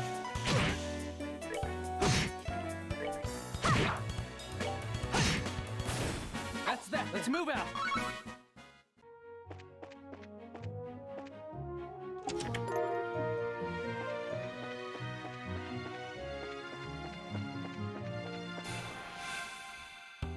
It keeps happening.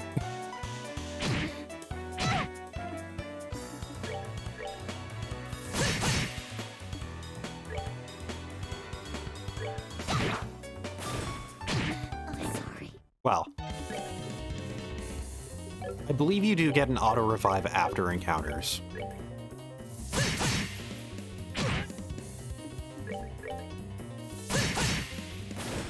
All right, we're good to go. Just Estelle gets no experience from that. Oh no, you don't get an auto revive, huh?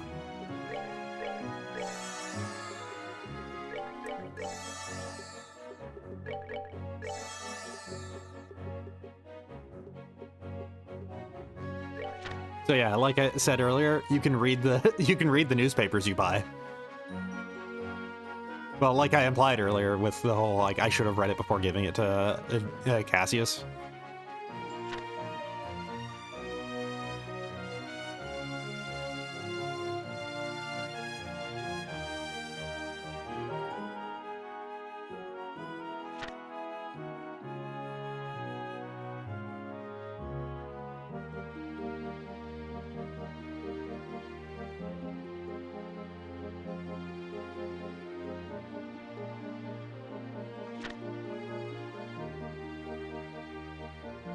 Annual martial arts competition.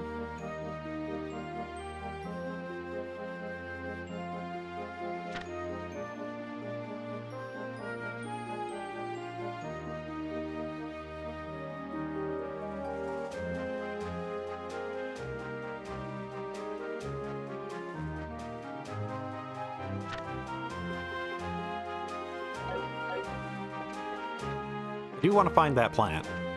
The thing that is...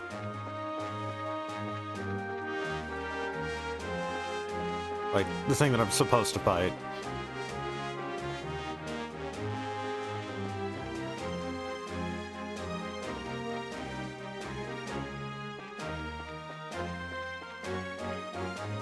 It should look different from one of these things. Wait, I have a mouse, right. It should look different from one of these things.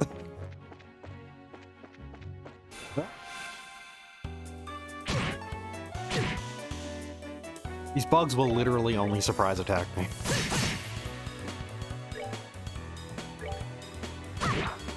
I will never encounter them normally. Okay, I can just hold down the confirm button to auto-confirm.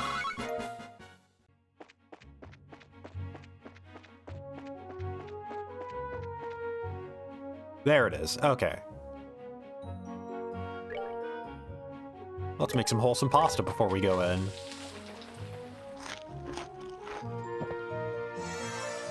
Let's save before we go in as well.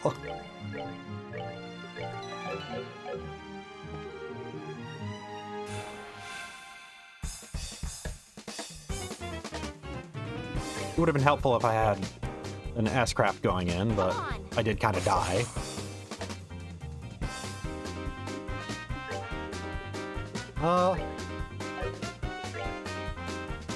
It's especially weak to fire. So let's increase Estelle's speed.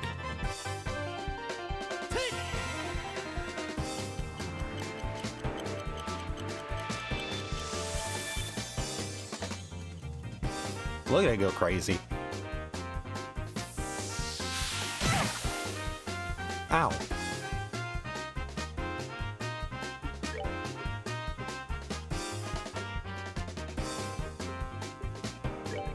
I might as well use French fries here.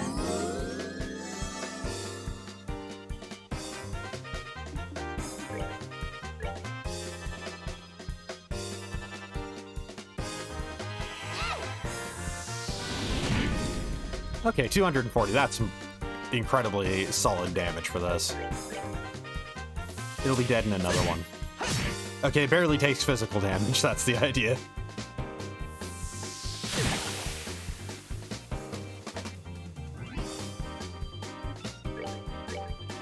It would have been nice to use that critical, but this will finish it. Never mind. I just wanted to hang on, barely. This will finish it. Never mind. What?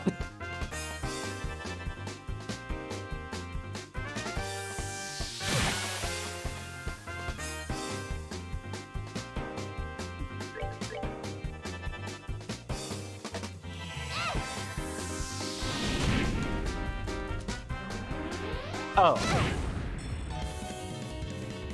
I'm sorry. Not now. Oh. I probably could have used retry, but I think there is actually a thing for never using retry. Okay, so I pelt it with magic from a distance. Whoop. Let's just move back a bit. First things first. Auto attack.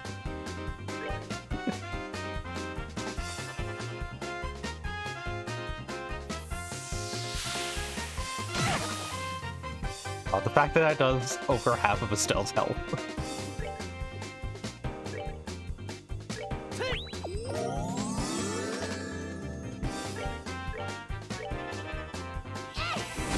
Okay, the speed increase probably isn't needed. Instead, I'll just focus on both of them attacking with spells. Okay, I inflicted it with Feint.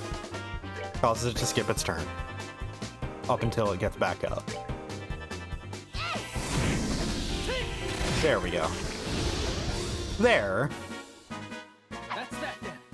Let's move out. It would have been helpful to know that it explodes. Now time to go report.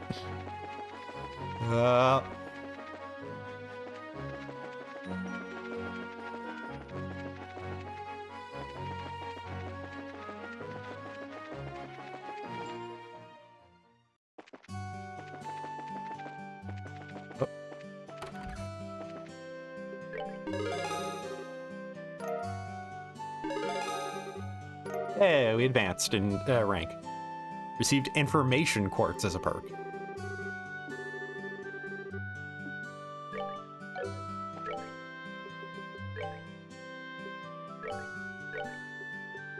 Information. Be able to perceive enemy status. It adds 2 to Mirage element value. So basically, it's just that we are able to see, like, stats for an enemy that we've not fought yet. My guess. Just by equipping it. So it's just an auto scan by equipping it. But let's open up another slot for Estelle.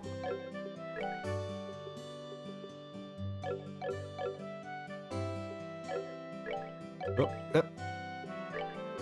Well, let's give Estelle that information quartz. No stat increase, but it sounds like it's a pretty helpful thing. And let's go do our actual job.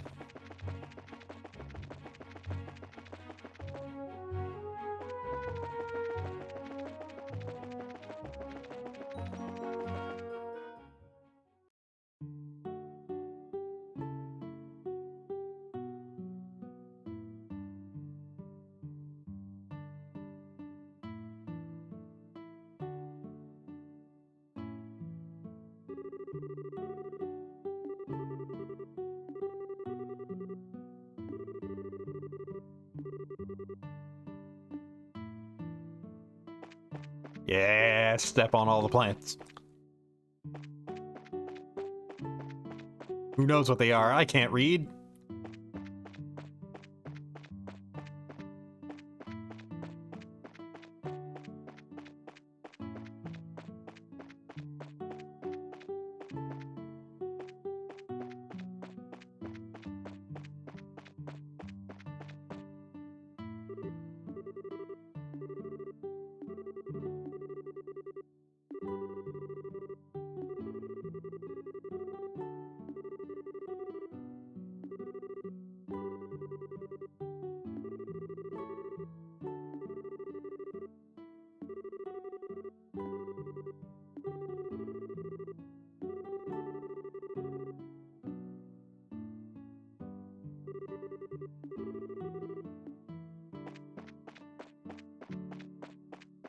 As per usual.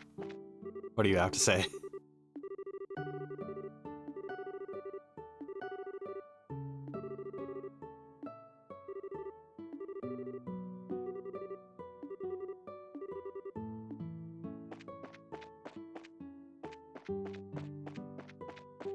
Yeah, but what's in here?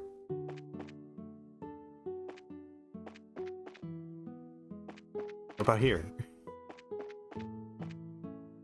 It's a book. Why can't I read the book? Who am I kidding? Estelle can't read.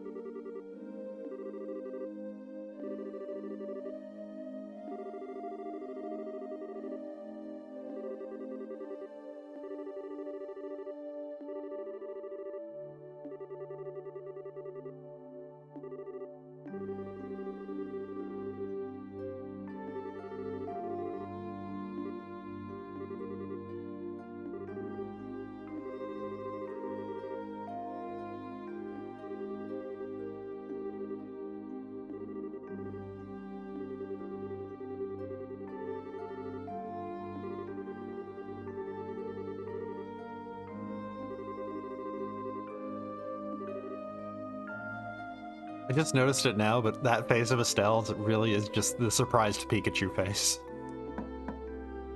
Oh. Oh.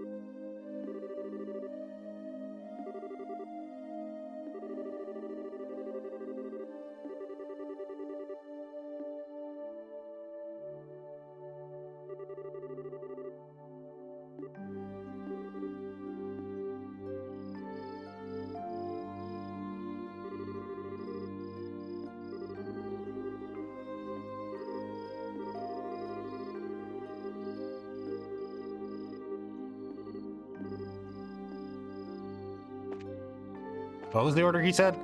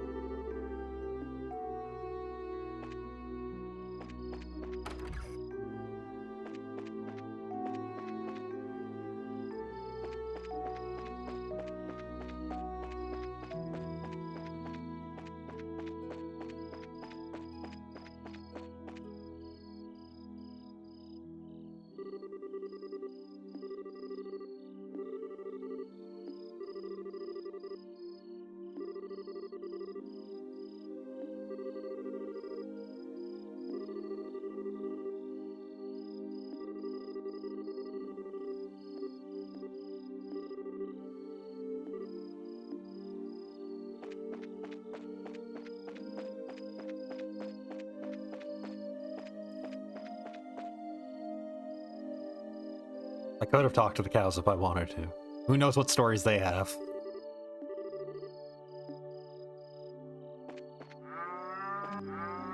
Okay.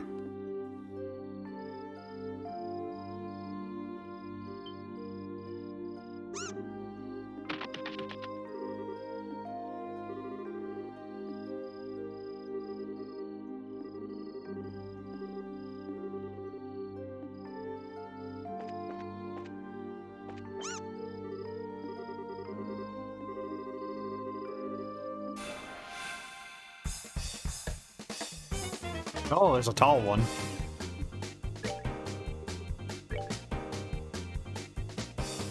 Okay, we can see the information in depth now, rather than just elemental efficacy and health. So we'll see the amount of experience it gives, the items it can drop, see a little description of it, and the sepith it gives.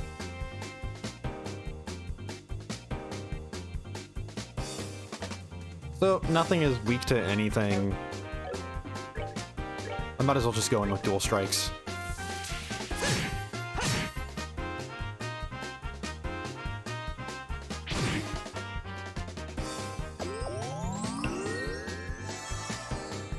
Crop muncher is munching crops. I was pushed just out of the range of using that strength up on both characters, so...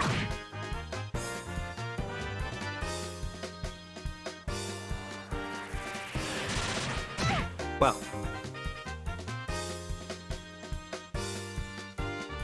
Crop muncher is playing dead.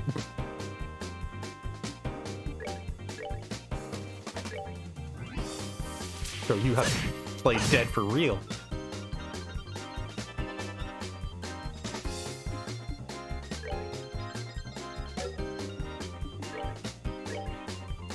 Look, nothing's weak to anything, but Firebolt would be particularly strong. Yeah, I'll use it.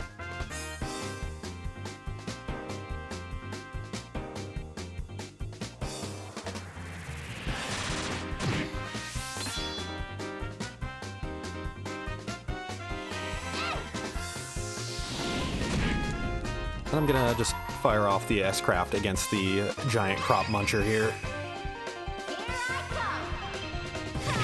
This shouldn't change my position.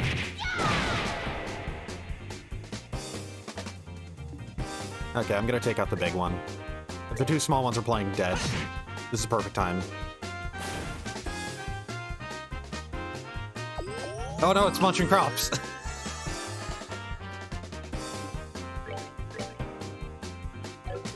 Physical attack should take it down.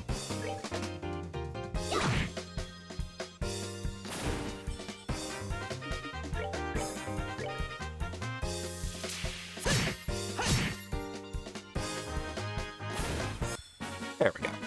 That's that then. Let's move out. 2 dirty carrots.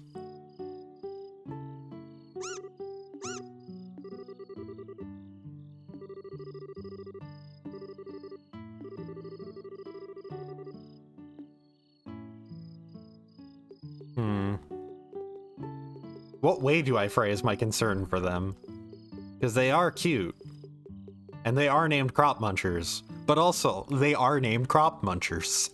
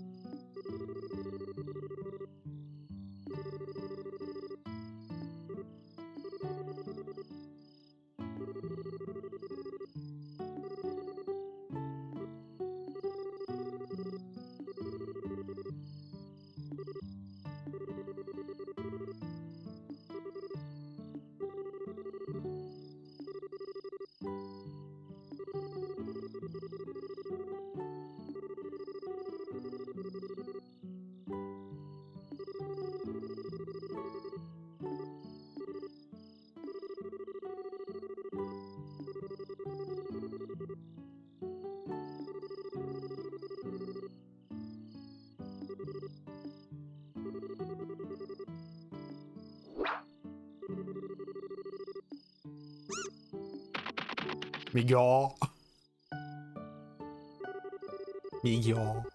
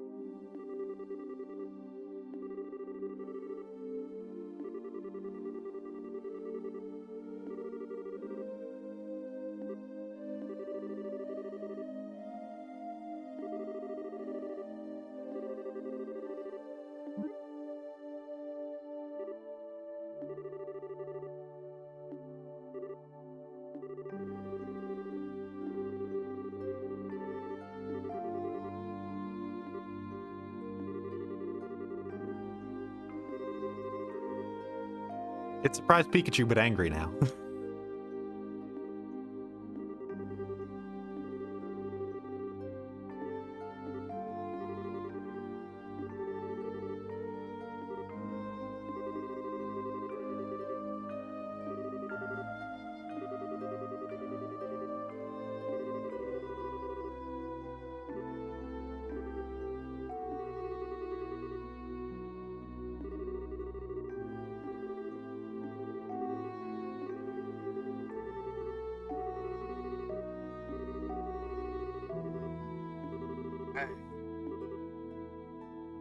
My phone keeps saying hey at me.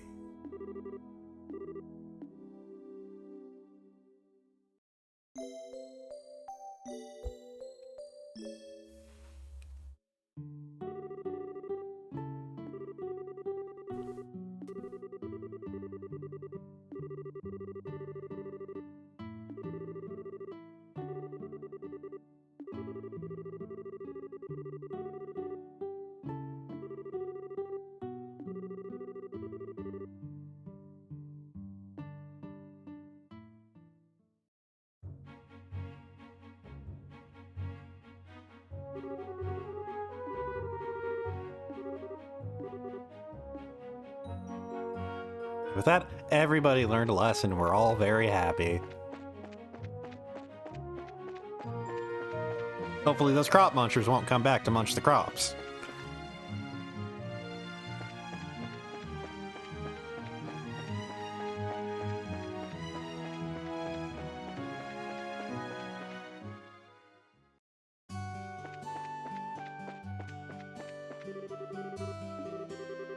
Okay.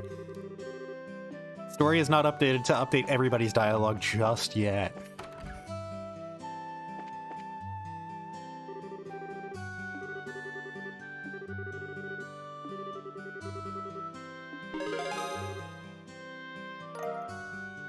Hey, plus 2 BP.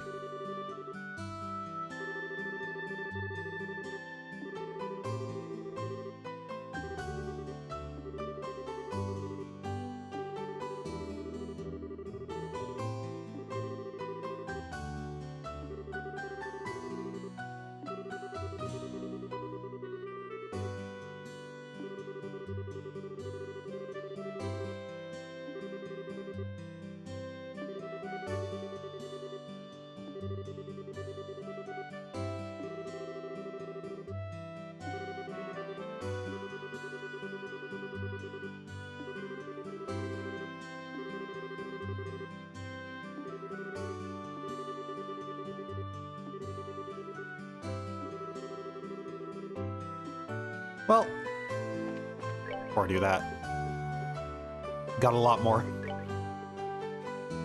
Got a mushroom hunt to do. Got ornament replacement to do. Medical necessities and soldier training. So I'm pretty sure the term is partially that it's like, hey, if it's short term, you probably should do this before progressing the story. Medium term means that it probably is like, hey, it's going to be kind of far off, but there will be a story cutoff for this. And medical necessities, well, long is likely to be, this doesn't really have a cutoff. I'm guessing. But still, we got a couple more. But instead of doing that, or progressing the story. I think I'm gonna call it here for now. I'll admit, I've been kind of tired and sleepy all day, and with Christmas stuff wrapping up soon, well, happening soon, I probably should get to wrapping soon, and wrapping up every gift I've bought for everybody. It's not too much, so it's not going to be too much work, and I do enjoy it, but still, I do need to get it underway. And tomorrow, like, I also shouldn't be, like, streaming too late. I should be making sure I get myself something to eat. I should be getting to bed on time. And then also making sure I wrap up all the gifts that I have and whatnot. And also take a shower, too. I should do that, I guess. But yeah, leaving it off here, 2.5 hours in. It's about 9 o'clock where I am right now, so I have a decent amount of time for the rest of my night. So yeah, like I said, I'm gonna call it here. Turbo spin. But yeah, so anyways, as per usual, thanks to everybody who joined in. Tomorrow is going to be more Phantasy Star Online Episode 3 as we finally start to really dig into the New Game Plus routes. Well, the stuff that we didn't do on our first run. It should go by pretty fast, just because, you know, haven't really, like, I have, you know, my endgame stuff. So, and we can skip basically everything that isn't new. But anyways. So with that, once again, thanks to everybody who joined in, and catch y'all next time. Well, I should be facing the camera. Both. Come on, Joshua. Say goodbye to the people. But anyways, so thank you for joining in, and catch y'all next time.